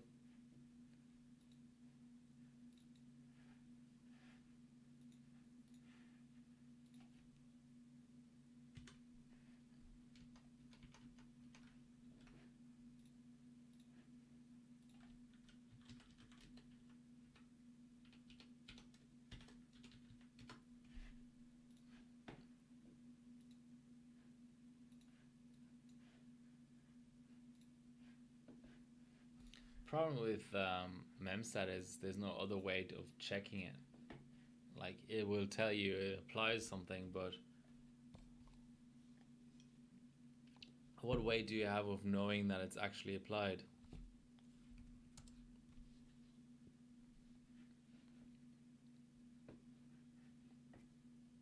So now I've reduced the fall a significant amount, but have I? Oh, the ganged crap. And that is a good point. Maybe I do have to go ganged.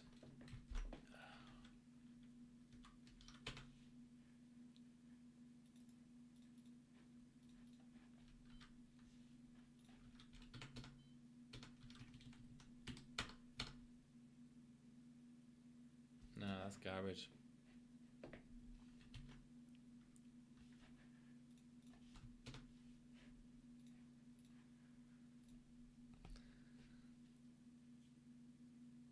Let's just run the exact same thing with Ganj on.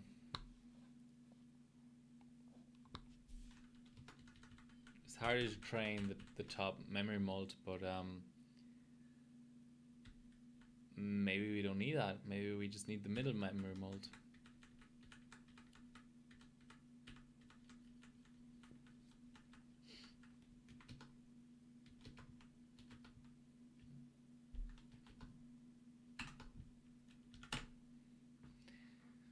That's the only other difference I see.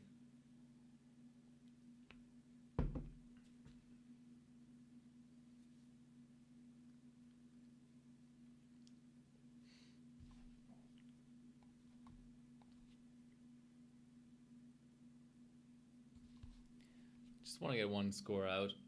After that, I'm going to sleep.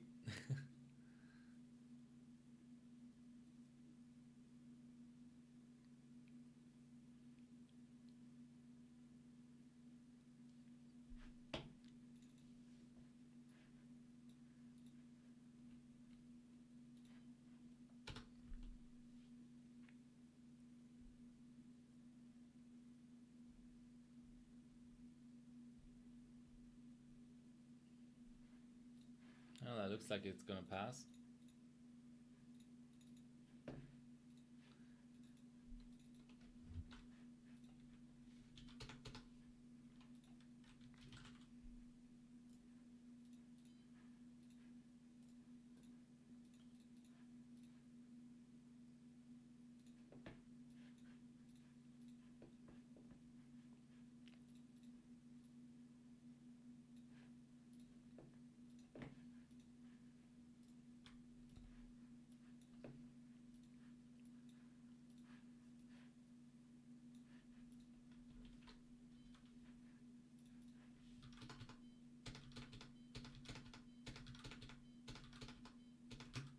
Ugh.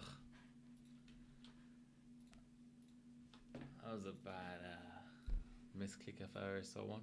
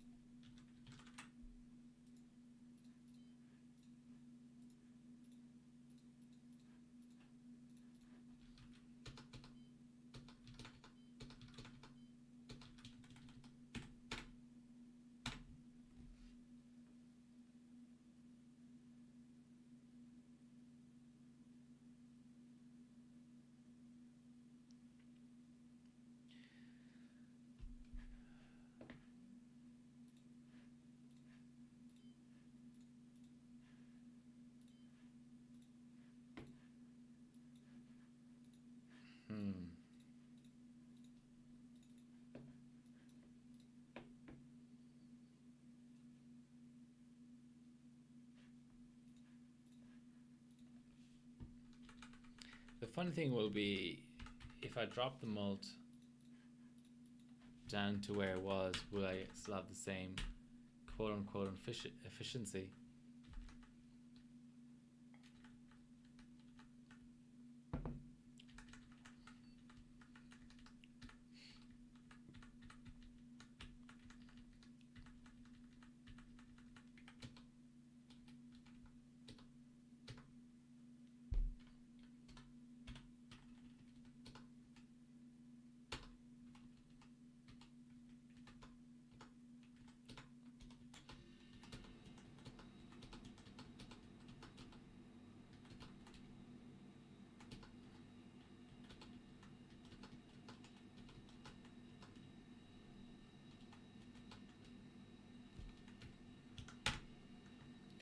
Let's try CL3.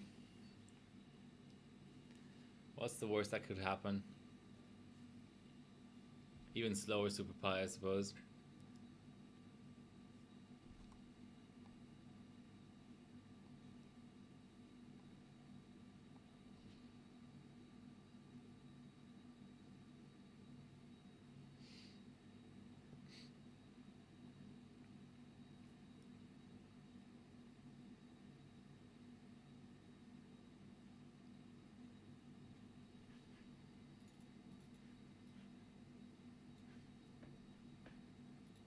There we go, CL3.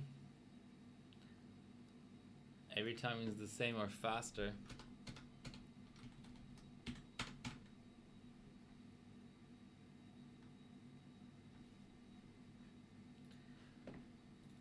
Okay, this is going to be a slam dunk, isn't it?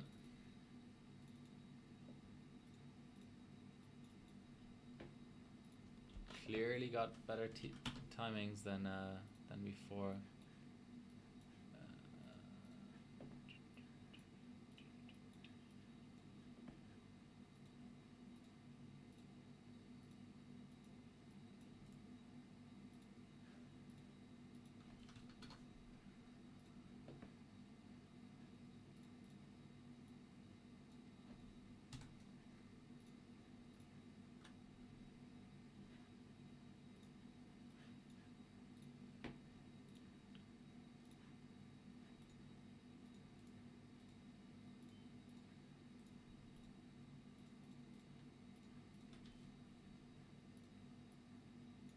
Alright, if this isn't faster, I'm giving up.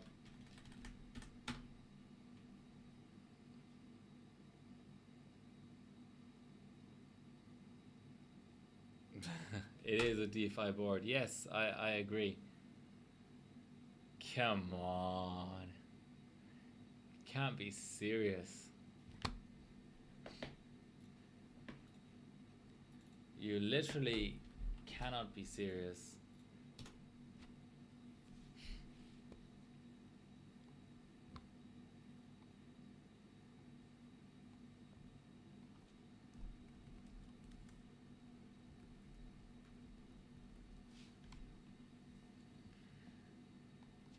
I don't know.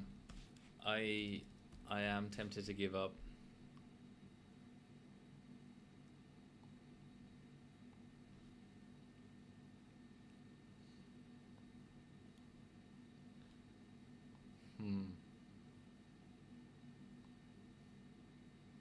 Something has happened.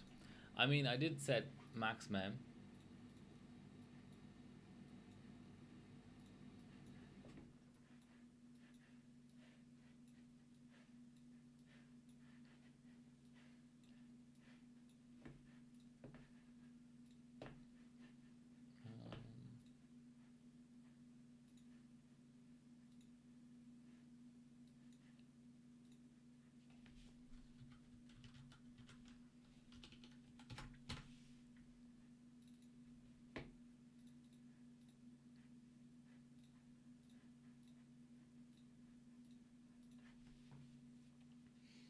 It's the only other thing that I remember doing.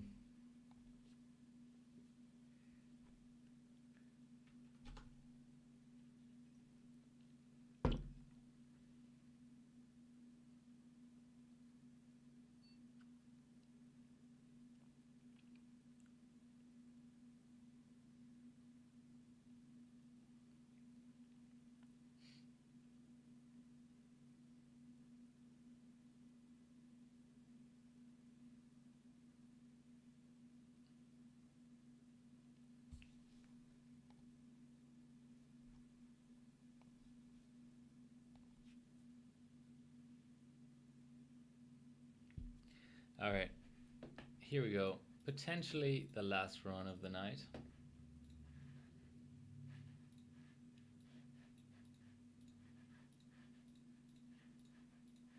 As I don't have any desktop, which is always nice. Always makes things much more interesting. Let's put it this way. Desktop.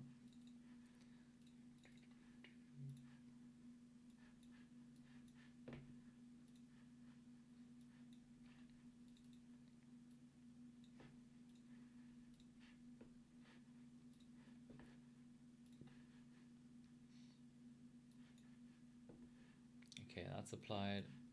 Unless there's some sort of phantom throttling or something like that.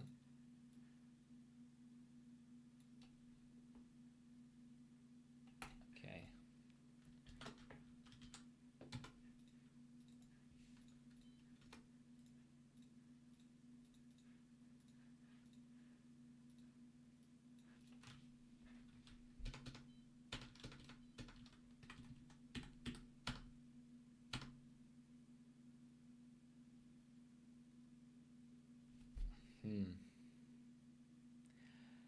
Okay, let's just chalk this down as it's a DeFi board. I hope you enjoyed the Team Cup breakdown earlier on. Certainly the benching on this platform has been a bit patchy, but I'm sure I'll work it out. I'm going to go to sleep now. Thank you for watching. I may have a stream on Friday, even though that's only in 2 days' time. I'll stream on the Rex or the Muth. Until then, good night.